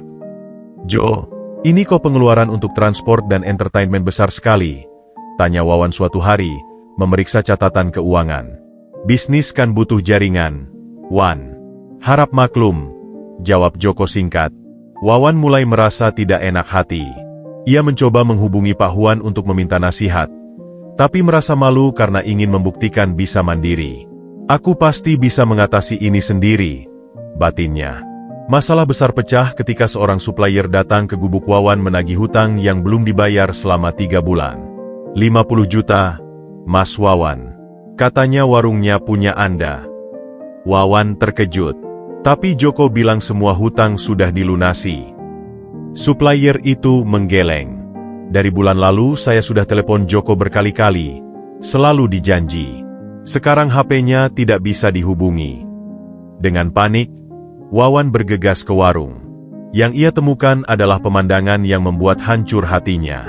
Warung itu sepi, separuh rak kosong, dan hanya seorang karyawan yang sedang bertugas. "Joko kemana?" tanya Wawan pada karyawan itu. "Sudah 3 hari tidak datang, Mas. Katanya ada urusan keluarga." Setelah investigasi singkat, Wawan menemukan kebenaran pahit. Joko telah menggunakan uangnya untuk berjudi, memalsukan laporan keuangan, dan sekarang menghilang dengan sisa uang sekitar 200 juta. Total kerugian Wawan mencapai hampir 400 juta rupiah. Malam itu, Wawan duduk sendirian di warung yang nyaris bangkrut. Rasanya seperti ditampar keras. Uang yang begitu besar, hilang dalam sekejap karena kenaifannya. "Bagaimana ini?" bisiknya sendiri, tangan memegangi kepala. "Aku sudah gagal. Gagal total." Ketika teleponnya berdering dan melihat nama Pak Huan di layar, Wawan hampir tidak berani mengangkat. Tapi akhirnya ia menjawab dengan suara hancur. "Wawan? Ada apa? Suaramu terdengar tidak baik." Dengan suara terisak, Wawan menceritakan semua yang terjadi. Ia menunggu amarah atau kekecewaan dari seberang sana. Tapi yang datang justru tawa hangat. "Selamat, Wawan. Akhirnya kamu resmi menjadi pengusaha." Bapak tidak marah? Saya menghamburkan uang Bapak. Uang itu sudah menjadi milikmu, Nak. Dan kegagalan ini adalah biaya sekolahmu." Suara Pak Huan tenang. Setiap pengusaha sukses pernah mengalami kegagalan. Yang membedakan adalah bagaimana mereka bangkit darinya. "Tapi 400 juta, Pak, itu uang yang sangat besar. Besarkan lagi nilainya dengan pelajaran yang kamu dapat. Apa yang telah kamu pelajari dari pengalaman ini?" Wawan berpikir sejenak. "Saya belajar bahwa pertemanan tidak boleh dicampur dengan bisnis tanpa perjanjian yang jelas. Belajar bahwa saya harus memeriksa segala sesuatu sendiri, tidak hanya percata pada laporan. Dan yang paling penting, belajar bahwa saya masih terlalu naif untuk dunia bisnis." Pelajaran yang sangat berharga, puji Pak Huan. "Dan sekarang, apa rencanamu?" "Saya akan menutup warung ini, melunasi semua hutang pada supplier, dan mulai lagi dari yang kecil, dengan bidang yang saya kuasai." Bagus sekali. Itulah sikap seorang entrepreneur sejati. "Minggu depan, saya akan mengirimkan mentor untuk membantumu membuat bisnis plan yang proper." Setelah telepon berakhir, Wawan memandangi kekacauan di warung itu. Ya, ia gagal. Tapi kegagalan ini tidak menghentikannya. Justru membuatnya lebih bijak, lebih hati-hati, dan lebih memahami arti tanggung jawab. Esok harinya, ia mulai membersihkan dan mengatur warung itu untuk dijual. Setiap lembar kertas, setiap barang yang tersisa, mengajarkannya sesuatu tentang bisnis dan kehidupan. Dan kali ini, ia akan bangkit lebih kuat dari sebelumnya. Kegagalan bisnis warung kelontongnya masih terasa menyakitkan bagi Wawan ketika ia menerima kabar bahwa mentor yang dijanjikan Pak Huan akan datang ke kampungnya. Pagi itu, dengan perasaan campur aduk antara malu dan harapan, Wawan membersihkan gubuknya sebaik mungkin, menyiapkan kursi terbaik yang dimilikinya, dan merebus air untuk tamu istimewa yang akan datang. Tepat pukul 9 pagi, sebuah mobil sedan sederhana berhenti di depan gubuknya. Dari dalam mobil turun seorang pria paruh baya dengan kemeja lengan pendek sederhana dan senyum ramah. Wawan sedikit terkejut. Ia membayangkan mentor dari seorang CEO akan datang dengan penampilan yang jauh lebih mewah. "Selamat pagi, Anda pasti Wawan," sapa pria itu dengan tangan terulur. "Saya Anton, teman lama Pak Huan." "Selamat pagi, Pak Anton. Silakan masuk," jawab Wawan gugup, mempersilakan tamunya masuk ke dalam gubuk. Anton memasuki gubuk tanpa ragu. Matanya yang tajam mengamati sekeliling dengan penuh perhatian. "Rumah yang penuh cerita, ya?" ucapnya sambil duduk di kursi yang ditawarkan Wawan. "Maaf atas kesederhanaannya, Pak," kata Wawan sambil menuangkan teh panas. "Jangan khawatir, Nak. Saya justru senang sekali bisa berada di sini." Anton menerima gelas teh itu dengan kedua tangan. "Pak Huan bercerita banyak tentangmu, tentang ketulusanmu, dan..." Ia tersenyum, "tentang investasi warung kelontong yang kurang berhasil." Wawan menunduk malu. "Saya sangat bodoh, Pak. Mudah tertipu." "Bukan bodoh, Wawan. Itu disebut pengalaman." Anton mengeluarkan notebook sederhana dari tasnya. "Sekarang, mari kita mulai pelajaran pertama. Mengapa bisnis warung kelontongmu gagal?" Wawan menarik napas dalam. "Karena saya percaya begitu saja pada teman, tidak memeriksa langsung operasional, dan tidak membuat perjanjian yang jelas." "Bagus. Itu pelajaran berharga." Anton mencatat sesuatu. "Tapi ada yang lebih mendasar lagi. Kamu masuk ke bisnis yang tidak kamu kuasai." "Tapi Joko bilang bisnis itu mudah." "Di dunia ini tidak ada bisnis yang mudah, Wawan." Anton menatapnya dengan serius. "Bisnis yang terlihat mudah justru biasanya yang paling berbahaya. Mari kita analisis. Apa sebenarnya keahlianmu?" Wawan berpikir sejenak. "Saya bisa memperbaiki elektronik. Dari kecil sudah belajar otodidak. TV, radio, kipas angin, biasanya bisa saya perbaiki." "Luar biasa." Anton tersenyum lebar. "Itulah yang seharusnya kamu kembangkan. Bisnis yang sesuai dengan passion dan keahlianmu." Tapi Wawan masih ragu. "Tapi bisnis servis elektronik kan kecil, Pak. Tidak sebesar warung kelontong." Anton menggeleng. "Jangan pernah meremehkan bisnis yang sesuai dengan keahlianmu. Lihat." Ia membuka notebooknya. "Saya punya data tentang bisnis servis elektronik di daerah sekitarmu. Permintaannya tinggi, tapi yang bermutu masih jarang." Selama 3 jam berikutnya, Anton mengajarkan Wawan dasar-dasar bisnis yang benar. Mulai dari membuat business plan, menghitung break-even point, mengelola arus kas, hingga pentingnya membangun sistem yang tidak tergantung pada satu orang saja. "Bisnis yang baik adalah seperti resep masakan," analogi Anton. "Harus bisa diikuti oleh siapa saja, tidak hanya tergantung pada juru masaknya." Wawan mendengarkan dengan saksama, matanya berbinar-binar. Untuk pertama kalinya, ia memahami bahwa bisnis bukanlah sekadar memiliki modal besar, tapi tentang mengelola dengan benar. "Sekarang, mari kita buat rencana untuk bengkel servis elektronikmu," usul Anton. "Apa yang kamu butuhkan untuk memulainya?" "Dengan 50 juta saja sudah cukup, Pak. Untuk sewa tempat kecil, peralatan, dan modal awal." "Bagus. Kamu sudah belajar dari kesalahan." Anton mengangguk puas. "Dulu kamu langsung mengeluarkan 500 juta tanpa perhitungan yang matang. Sekarang kamu lebih realistis." Mereka terus berdiskusi hingga sore hari. Anton tidak hanya mengajarkan teori bisnis, tapi juga berbagi pengalaman nyata tentang jatuh bangunnya membangun usaha. "Pak Anton, boleh saya tahu bagaimana Bapak bisa menjadi mentor bisnis?" tanya Wawan penasaran. Anton tersenyum getir. 20 tahun yang lalu, saya seperti kamu. Pemuda miskin yang dapat bantuan dari Pak Huan. Bedanya, Saya tidak seberuntung kamu. Saya harus melalui 5 kali kegagalan bisnis sebelum akhirnya sukses. 5 kali? Wawan terkejut. Iya. Dan setiap kegagalan mengajarkan saya sesuatu yang berharga. Anton menutup notebooknya.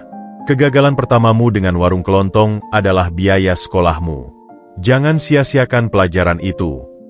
Saat Anton bersiap untuk pergi, ia memberikan sebuah buku catatan tebal pada Wawan. Ini hadiah untukmu. Berisi semua pelajaran bisnis yang saya kumpulkan selama 20 tahun. Pelajari baik-baik. Terima kasih banyak, Pak Anton. Saya tidak tahu bagaimana membalas kebaikan Bapak. Balaslah dengan menjadi sukses, dan suatu hari nanti, bantu orang lain seperti kami membantumu. Anton berjabat tangan erat dengan Wawan. Ingat, Wawan, Pak Huan dan saya tidak berinvestasi pada bisnismu, tapi pada dirimu, pada karakter dan ketulusanmu. Setelah Anton pergi, Wawan duduk termenung lama. Buku catatan di tangannya terasa begitu berharga.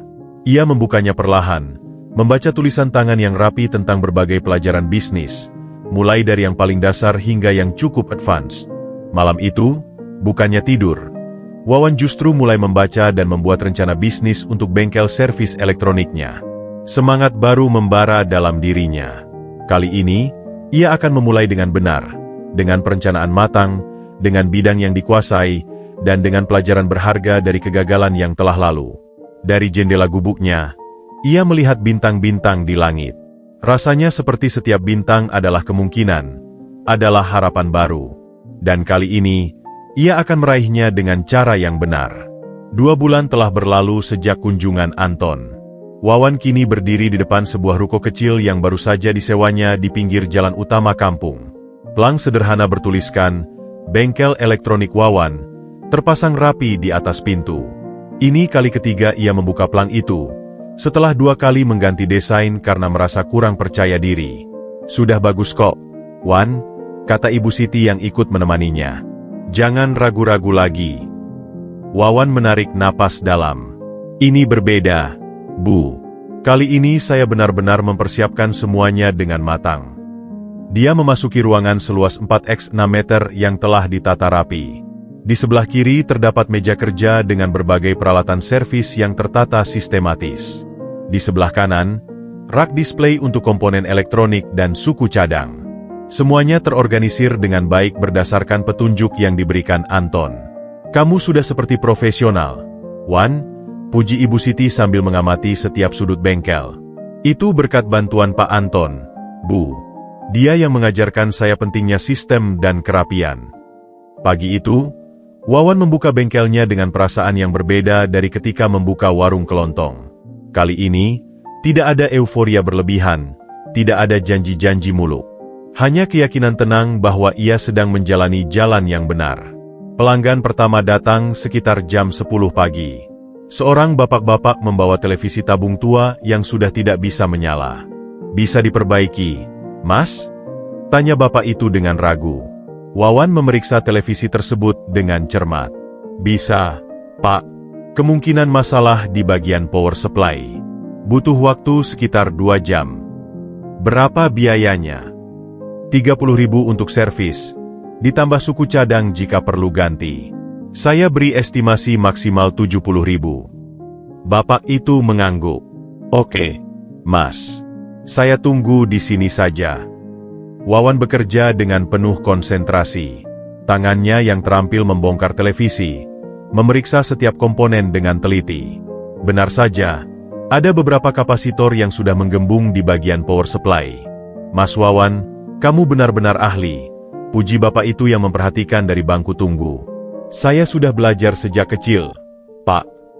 Wawan tersenyum sambil melanjutkan pekerjaannya. Dalam waktu kurang dari 2 jam, televisi itu sudah berfungsi normal kembali. Wawan bahkan membersihkan bagian dalam televisi dan memastikan semua komponen dalam kondisi baik. Luar biasa, seru bapak itu ketika melihat televisinya menyala. Dulu pernah saya bawa ke bengkel lain, tidak bisa diperbaiki. Kamu hebat, Mas. Kabar tentang keahlian Wawan mulai menyebar. Hari itu saja, 5 pelanggan datang dengan berbagai permasalahan elektronik. Wawan melayani mereka dengan sabar, menjelaskan setiap kerusakan dengan detail, dan memberikan estimasi biaya yang transparan. Sore hari, ketika Wawan sedang menutup bengkel, datanglah Pak RT bersama beberapa warga. "Wawan, kami dengar bengkelmu hari pertama sudah ramai," kata Pak RT dengan bangga. "Alhamdulillah, Pak. Sedikit banyak ada yang datang." "Saya punya usul," lanjut Pak RT.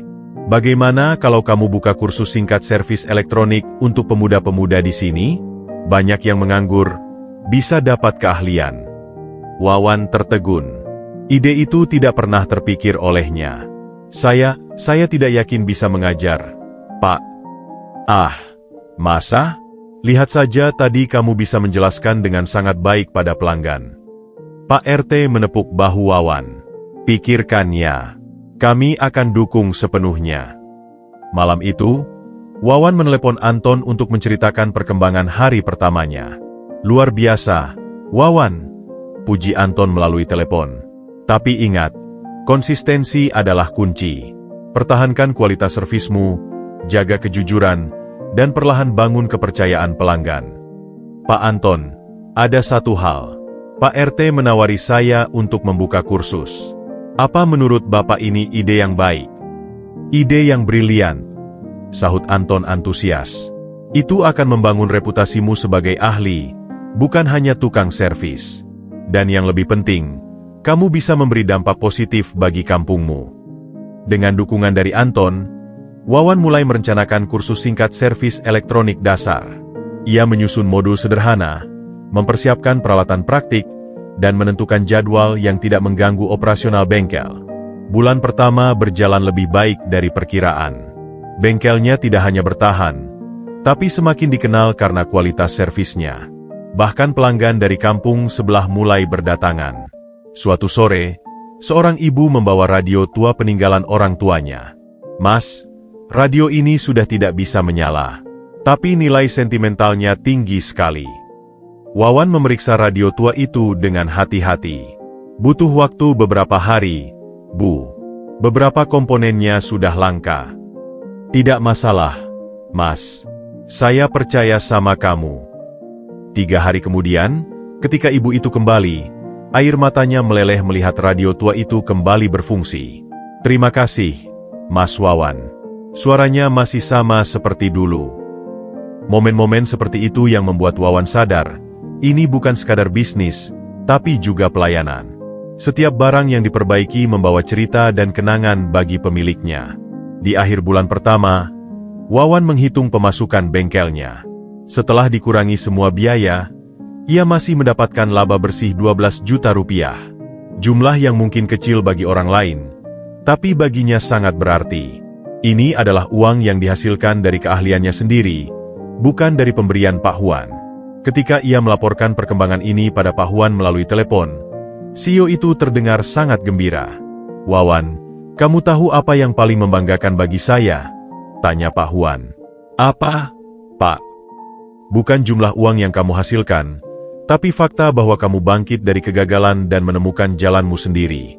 Itulah yang disebut kesuksesan sejati." Malam itu, Wawan duduk di bengkelnya yang sudah ditutup. Matanya menatap pelang namanya yang sederhana. Dari pemuda miskin yang hampir putus asa, kini ia memiliki masa depan yang jelas. Dan yang terpenting, ia menemukan harga dirinya kembali, bukan melalui pemberian, tapi melalui perjuangan dan keahlian yang ia kembangkan sendiri. Angin malam berhembus lembut, seakan membisikkan bahwa perjalanannya masih panjang. Tapi kali ini, Wawan siap menghadapinya dengan keyakinan penuh. Kabut tebal menyelimuti kampung itu malam itu, seolah ingin menyembunyikan rencana jahat yang sedang dirancang di kedai kopi tua di ujung jalan. Rudi duduk di sudut paling gelap, dikelilingi oleh Budi, Joni, dan 2 preman baru yang ia rekrut. Wajahnya keruh dipenuhi dendam dan frustrasi. "Sudah 2 bulan kita tunggu, dan lihat sekarang, anak itu makin sukses saja," geram Rudi sambil menghancurkan puntung rokoknya di asbak penuh. Bengkelnya ramai, dapat pujian dari semua orang, bahkan Pak RT mendukungnya. Budi mengangguk. Wajahnya juga menunjukkan ketidakpuasan. "Aku dengar dia sekarang bahkan buka kursus buat pemuda kampung. Dilihat seperti pahlawan." Johnny yang biasanya diam, kali ini ikut bersuara. Tapi Ruth, sejak ada pengacara dan polisi yang mengawasi, kita tidak bisa main kasar seperti dulu. Rudy tertawa sinis. Itu karena kita mainnya terlalu kasar. Sekarang waktunya kita pakai otak. Ia mencondongkan badan ke depan. Suaranya berbisik penuh intensitas. Kita tidak akan menyentuhnya langsung.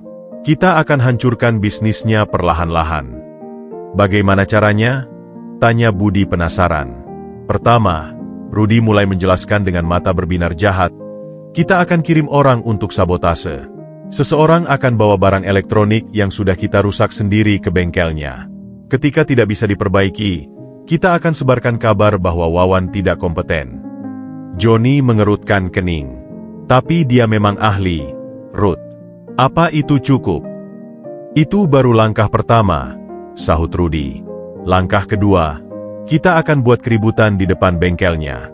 Aku akan kirim kalian berpura-pura marah karena barang kalian dirusak olehnya. Budi masih ragu. Tapi dia punya bukti servis dan catatan yang rapi. Kata orang, dia selalu beri kwitansi dan penjelasan detail. Kita tidak butuh bukti yang kuat, jawab Rudy dingin. Kita hanya butuh keraguan. Begitu pelanggan mulai ragu, bisnisnya akan perlahan mati.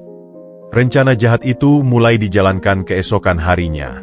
Seorang pemuda tak dikenal datang ke bengkel Wawan membawa amplifier sound system yang sudah dimanipulasi sedemikian rupa sehingga kerusakannya sangat sulit dideteksi. Mas, ini amplifier saya tiba-tiba mati total, kata pemuda itu dengan wajah polos. Wawan menerima barang itu dan memeriksanya dengan teliti. Ini merek bagus. Tapi kenapa seperti ada bagian yang sengaja dirusak? Pemuda itu tersentak. Apa maksud Mas? Saya tidak tahu. Tiba-tiba saja tidak bisa nyala. Wawan memandangnya curiga. Bisa saya tanya, dapat dari mana amplifier ini? Dari paman saya. Hadiah, jawab pemuda itu gugup. Oke, saya coba perbaiki. Tapi harus saya ingatkan, kerusakannya kompleks. Butuh waktu dan biaya tidak murah. Setelah pemuda itu pergi, Wawan segera menelepon Anton. Pak Anton, ada yang aneh. Barang yang dibawa pelanggan tadi seperti sengaja dirusak. Dengar, Wawan, kata Anton waspada. Ini bisa jadi upaya sabotase. Dari sekarang, untuk setiap barang yang masuk, buat dokumentasi detail sebelum dan sesudah servis. Foto setiap tahapan. Siapa yang mau menyabotase saya, Pak? Siapa lagi kalau bukan Rudy dan kawan-kawannya? Tapi kita butuh bukti. Untuk sementara, terima saja semua servisan, tapi berhati-hatilah. 2 hari kemudian, datanglah Budi dengan wajah marah-marah. Wawan, televisi saya jadi lebih parah setelah kamu servis. Dulu cuma gambarnya goyang, sekarang malah tidak bisa nyala sama sekali. Wawan yang sudah berjaga-jaga langsung mengambil berkas servis televisi tersebut. Mas Budi, menurut catatan saya, televisi ini memang sudah kondisi kritis. Waktu itu saya sudah beritahu bahwa power supply-nya sudah lemah dan perlu ganti. Bohong. Kamu cuma mau cari untung saja, teriak Budi sengit, menarik perhatian orang-orang yang lewat. Wawan tetap tenang. Saya punya bukti foto kondisi sebelum servis. Juga ada pernyataan tertanda tangan dari Anda yang menyetujui biaya perbaikan. Budi terkejut. Ia tidak menyangka Wawan begitu profesional dalam bekerja. Itu pasti kamu palsukan. Kebetulan saat itu sedang ada jadwal kursus servis dasar. 6 pemuda kampung yang sedang belajar semuanya menyaksikan kejadian itu. Mas Wawan benar, Pak, sahut salah satu peserta kursus. Kami lihat sendiri waktu televisi itu dibongkar. Kondisinya memang sudah parah. Budi semakin terpojok. Kalian semua dibayar untuk membelanya. Keributan itu akhirnya menarik perhatian Pak RT yang kebetulan lewat. Ada apa ini, Budi? Wawan merusak televisi saya, Pak. Pak RT memandang Wawan yang tetap tenang, lalu melihat Budi yang berkeringat dingin. Budi, kemarin saya lihat kamu bersama Rudy di kedai kopi sampai larut. Apa ini ada hubungannya? Budi langsung pucat. Tidak, Pak. Tidak ada hubungannya. Baik, kata Pak RT dengan suara tegas. Kalau kamu anggap televisimu dirusak, kita bisa bawa ke ahli independen. Tapi kalau terbukti kamu yang bohong, saya akan laporkan pada polisi. Mendengar ancaman polisi, Budi langsung mengubah sikap. Sudah, Pak. Saya urungkan saja. Maaf, Mas Wawan. Setelah Budi pergi dengan tergopoh-gopoh, Pak RT mendekati Wawan. Kamu harus terus waspada, Nak. Rudi tidak akan tinggal diam. Dia pasti akan cari cara lain. Malam itu, Wawan mendapat telepon dari Rudi sendiri. Suara di seberang sana terdengar dingin dan mengancam. Wawan, kau pikir menang hari ini? Ini baru permulaan. Aku akan hancurkan bisnismu perlahan-lahan. Rudi, untuk apa semua ini? Apa yang kau dapat dari menghancurkanku? Kau mengambil semuanya. Dulu, akulah yang dihormati di kampung ini. Sekarang semua memujamu. Kau pikir dengan uang dan kesuksesanmu kau bisa merebut segalanya. Wawan menarik napas dalam. Aku tidak merebut apapun, Ruth. Yang terjadi adalah kau menghancurkan dirimu sendiri. Kita lihat saja, Wawan. Kita lihat siapa yang akhirnya menang. Setelah telepon putus, Wawan duduk termenung. Konflik dengan Rudi ternyata lebih dalam dari yang ia duga. Ini bukan sekadar masalah uang atau kekuasaan, tapi tentang harga diri dan persaingan yang sudah mengakar. Dia memandang bengkelnya yang sederhana. Tempat yang ia bangun dengan susah payah ini kini menjadi sasaran kecemburuan dan kebencian. Tapi ia tidak akan menyerah. Seperti kata Pak Huan, setiap tantangan adalah bagian dari perjalanan menuju kesuksesan. Kali ini, ia harus lebih cerdas, lebih waspada, dan lebih siap menghadapi segala kemungkinan. Perang diam-diam telah diumumkan, dan Wawan tahu, pertarungan untuk mempertahankan mimpinya baru saja dimulai. Bulan-bulan berlalu, dan bengkel elektronik Wawan semakin berkembang pesat. Kursus servis elektronik yang dijalankannya berhasil meluluskan 2 angkatan, dengan sebagian lulusannya bahkan sudah membuka bengkel sendiri di kampung sebelah. Wawan merasa bangga melihat dampak positif yang ia ciptakan. Suatu Senin pagi, seorang pemuda bernama Ari datang ke bengkel dengan wajah penuh antusias. Mas Wawan, saya dengar Anda butuh asisten? Saya lulusan SMK jurusan elektronika, dan saya sangat mengagumi kerja Mas. Wawan memandang Ari yang tampak bersemangat. Pemuda itu berusia sekitar 19 tahun, dengan mata yang berbinar-binar. Setelah wawancara singkat dan tes keterampilan dasar, Wawan memutuskan untuk menerimanya sebagai asisten. Ari, kamu akan saya latih langsung. Gaji awal mungkin tidak besar, tapi kamu akan dapat ilmu yang berguna, kata Wawan. Terima kasih, Mas.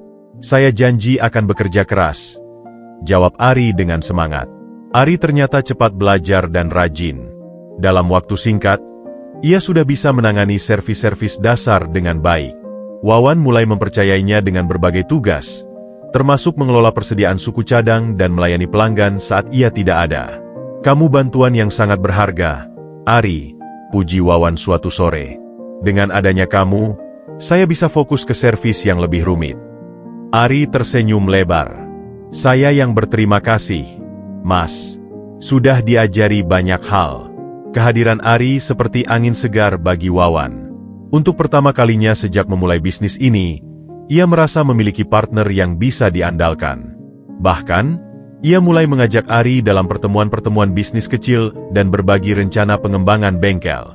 Tahun depan, saya ingin buka cabang di kota, cerita Wawan pada Ari suatu malam. Dan kamu bisa jadi manajernya. Serius, Mas? Tanya Ari dengan mata berbinar. Iya, kamu punya potensi besar. Namun, di balik kesetiaan yang ditampilkan, Ari menyimpan rahasia gelap. Suatu malam, setelah bengkel tutup, ia diam-diam bertemu dengan Rudi di warung kopi tua. Jadi, bagaimana perkembangannya? Tanya Rudi sambil menyerahkan selembar uang 50.000 pada Ari. Ari semakin percaya pada saya. Bahkan dia bicara soal buka cabang tahun depan. Rudi tersenyum puas. Bagus. Sekarang, waktunya untuk tahap berikutnya. Ia mengeluarkan sebuah kunci dari saku. Ini kunci duplikat gudang suku cadang. Besok malam, saya mau kamu ambil semua stok transistor dan IC yang berharga mahal. Ari terlihat ragu. Tapi Mas Wawan baik sekali pada saya. Ruth, saya tidak tega. Jangan jadi pengecut, hardik Rudy. Ingat, kalau tidak ikut rencana saya, semua orang akan tahu ayahmu masih di penjara. Kau mau ikut jejaknya? Ari menunduk.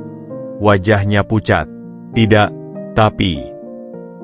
ada tapi. Lakukan saja perintah saya.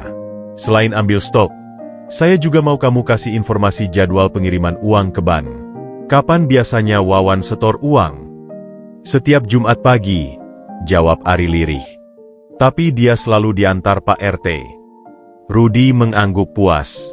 Baik, sekarang pulang, dan jangan lupa tugasmu besok malam.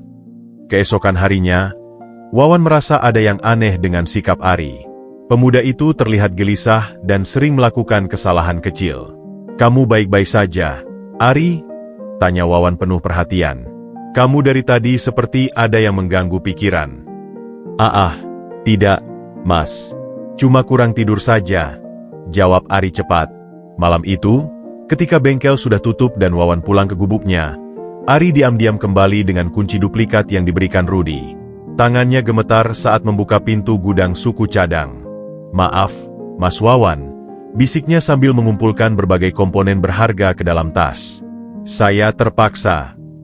Keesokan paginya, kekacauan terjadi. Wawan menemukan gudang suku cadang dalam keadaan berantakan, dengan banyak komponen mahal yang hilang. Ari, kamu yang terakhir tutup kemarin. Kamu lihat ada yang mencurigakan? Tanya Wawan dengan wajah pucat. Ari pura-pura terkejut. Tidak, Mas. Semua normal waktu saya pulang. Wawan segera memeriksa CCTV yang dipasang atas saran Anton. Namun, ia menemukan bahwa rekaman dari jam kritis tersebut terhapus. Ini aneh, gumam Wawan. CCTV-nya baik-baik saja, tapi rekaman malah hilang. Ari yang mendengar itu merasa panik. Ia tidak menyangka Wawan akan memeriksa CCTV. Mas, mungkin saja sistemnya error, usul Ari gugup. Tapi Wawan sudah mulai curiga. Ia ingat betul bahwa Ari adalah satu-satunya yang tahu cara mengoperasikan sistem CCTV tersebut. Siang itu, ketika Ari sedang melayani pelanggan, Wawan memeriksa tas yang ditinggalkan Ari di ruang belakang. Jantungnya hampir berhenti ketika menemukan beberapa komponen yang hilang terselip di antara buku-buku Ari. Ari, bisa kamu datang ke sini sebentar? Panggil Wawan dengan suara datar. Ketika Ari masuk ke ruang belakang dan melihat Wawan memegang komponen-komponen itu, wajahnya langsung pucat pasi. Mas, saya bisa jelaskan. Jelaskan apa, Ari? Tanya Wawan dengan suara bergetar. Bahwa kamu yang mencuri?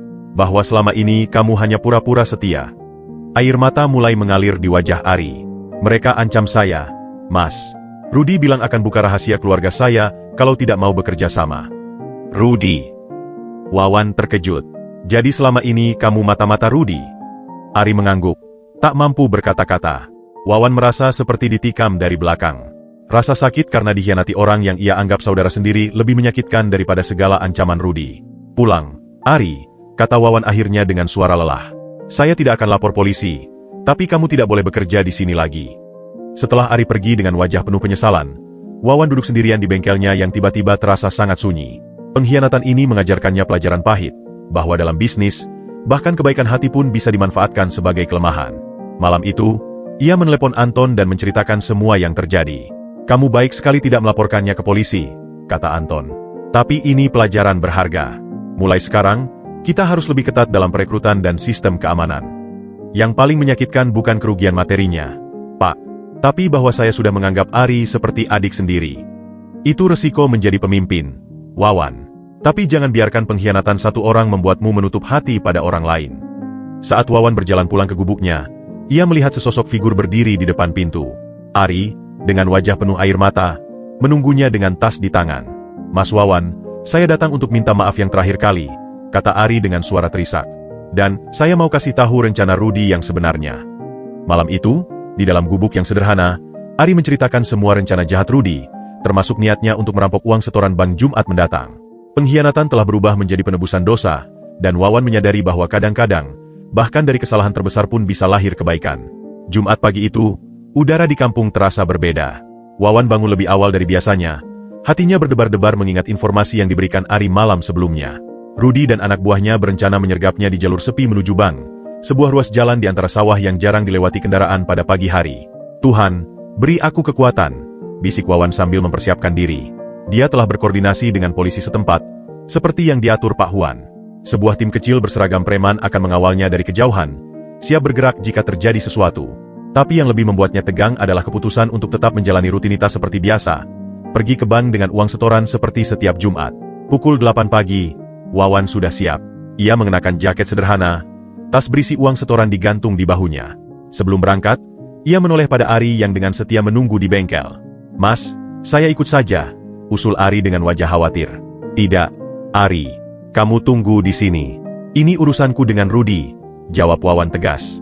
Perjalanan menuju bank terasa seperti adegan film slow motion. Setiap langkah kakinya terukur, setiap hembusan napasnya disadari. Saat melewati persawahan, seperti yang diperkirakan, 3 sosok menghadang di tengah jalan. Rudy, Budi, dan Joni, wajah-wajah yang sudah terlalu familiar dengan kebencian. "Berhenti, Wawan!" teriak Rudy dengan golok kecil di tangannya. Wawan berhenti. Wajahnya tenang meski jantung berdebar kencang. "Apa yang kau inginkan, Rudy?" "Kau tahu apa yang kami mau," hardik Rudy. "Serahkan tas itu, dan kami akan biarkan kau pergi." Wawan menghela napas. "Selama ini, aku selalu bertanya-tanya, apa yang membuatmu begitu membenciku, Ruth? Apa karena uangku, atau karena kesuksesanku?" Rudy tertawa getir. "Kau pikir ini tentang uang? Ini tentang harga diri. Dulu, akulah yang dihormati di kampung ini. Sekarang, semua orang memujamu, si anak miskin yang jadi jutawan mendadak. Jadi ini tentang kecemburuan?" tanya Wawan, perlahan meletakkan tasnya di tanah. "Kau ingin dihormati, tapi kau pikir dengan premanisme dan ancaman kau akan dapat hormat." "Diam kau!" bentak Rudy sambil melangkah mendekat. "Kau tidak tahu apa-apa tentang hidupku, tentang betapa sulitnya menghidupi keluarga dengan pekerjaan serabutan." "Aku tahu, Rudy. Aku juga pernah di sana," balas Wawan dengan suara meninggi. "Tapi aku memilih untuk berubah, bukan meratapi nasib." Dialog mereka terputus ketika terdengar sirene polisi dari kejauhan. Rudy dan kawanannya panik, melihat sekeliling dengan wajah ketakutan. "Ini jebakan," teriak Budi. Tapi sebelum mereka sempat melarikan diri, tim polisi yang sudah bersembunyi di balik pepohonan dan pematang sawah muncul dari berbagai penjuru. Dalam hitungan detik, Rudy, Budi, dan Joni berhasil diamankan. Seorang perwira polisi mendekati Wawan. "Semua aman, Mas Wawan? Kami sudah rekam seluruh percakapan tadi. Ini akan menjadi bukti kuat di pengadilan." Wawan mengangguk. Matanya tertuju pada Rudy yang sedang diborgol. Ada rasa kemenangan, tapi juga sedih. Ia mendekati Rudy yang tertunduk lesu. "Rudy," panggilnya lembut. "Aku tidak akan tekananku dengan tuduhan yang berat. Tapi kau harus berubah." Rudy menatapnya dengan mata berkaca-kaca. "Mengapa? Setelah semua yang kulakukan padamu." "Karena kita sama-sama anak kampung ini," jawab Wawan. "Dan aku percaya setiap orang pantas dapat kesempatan kedua." Beberapa minggu kemudian, persidangan berlangsung dengan cepat. Berkat rekaman percakapan dan bukti-bukti yang kuat, Rudy dan kawanannya dihukum, meski Wawan memohon keringanan. Yang mengejutkan, Wawan justru mengusulkan program rehabilitasi daripada penjara murni. Biarlah mereka belajar keterampilan dan menjadi produktif, daripada menghabiskan waktu di penjara, usul Wawan pada hakim. Keputusan itu membuat seluruh kampung terkesima. Bahkan keluarga Rudy pun datang menemui Wawan untuk menyampaikan terima kasih. "Kamu orang baik, Wawan," kata ibu Rudy sambil berlinang air mata. "Selama ini, tidak ada yang pernah memberi kesempatan pada anak saya." Peristiwa itu menjadi titik balik bagi Wawan. Bukan hanya bisnisnya yang semakin sukses, tapi kini ia benar-benar dihormati oleh seluruh warga kampung, bukan karena uangnya, tapi karena kebesaran hatinya. Suatu sore, Pak Huan berkunjung ke bengkel Wawan. CEO itu berdiri di depan bengkel yang kini sudah diperluas, dengan 5 karyawan tetap dan belasan peserta kursus. "Wawan, kamu telah melebihi semua harapanku," kata Pak Huan dengan bangga. "Bukan karena kesuksesan bisnismu, tapi karena kamu tumbuh menjadi pemimpin sejati." "Semua karena bimbingan Bapak dan Pak Anton," jawab Wawan rendah hati. "Tidak, Nak. Kami hanya memberikan kesempatan. Kamu yang mengubahnya menjadi sesuatu yang luar biasa." Mereka duduk di teras bengkel, menikmati teh hangat yang diseduh Wawan. Matahari sore menyinari kampung yang damai, anak-anak berlarian di jalan, dan para tetangga saling menyapa dengan ramah. Ada satu hal terakhir yang ingin kusampaikan, kata Pak Huan tiba-tiba. Grup Wijaya ingin bermitra dengan Bengkelmu secara resmi. Kami akan jadikan ini model bisnis sosial yang bisa direplikasi di daerah lain. Wawan tersenyum, matanya berbinar. Itu mimpi yang menjadi kenyataan, Pak. Saat matahari terbenam, Wawan berdiri sendirian di depan gubuk lamanya yang masih ia pertahankan. Tempat ini mengingatkannya pada asal-usulnya, pada perjalanan panjang yang telah ia lalui. Dari pemuda miskin yatim piatu yang hampir putus asa, kini ia menjadi pengusaha yang dihormati, mentor bagi pemuda-pemuda kampung, dan yang terpenting, tetap menjadi Wawan yang rendah hati dan baik. Angin malam berhembus lembut, membawa serta harumnya padi yang mulai menguning. Wawan memandang langit yang dipenuhi bintang, sama seperti malam-malam ketika ia masih miskin dan sendirian. Tapi kali ini, ia tidak lagi merasa sendirian. Ia telah menemukan keluarganya, di antara warga kampung, di antara murid-muridnya, dan dalam diri setiap orang yang telah membantunya selama perjalanan ini. Hidupnya mungkin telah berubah drastis, tapi satu hal yang tetap sama, keyakinannya bahwa kebaikan hati akan selalu kembali pada pelakunya, dalam bentuk yang tak terduga dan lebih indah dari yang bisa dibayangkan siapapun.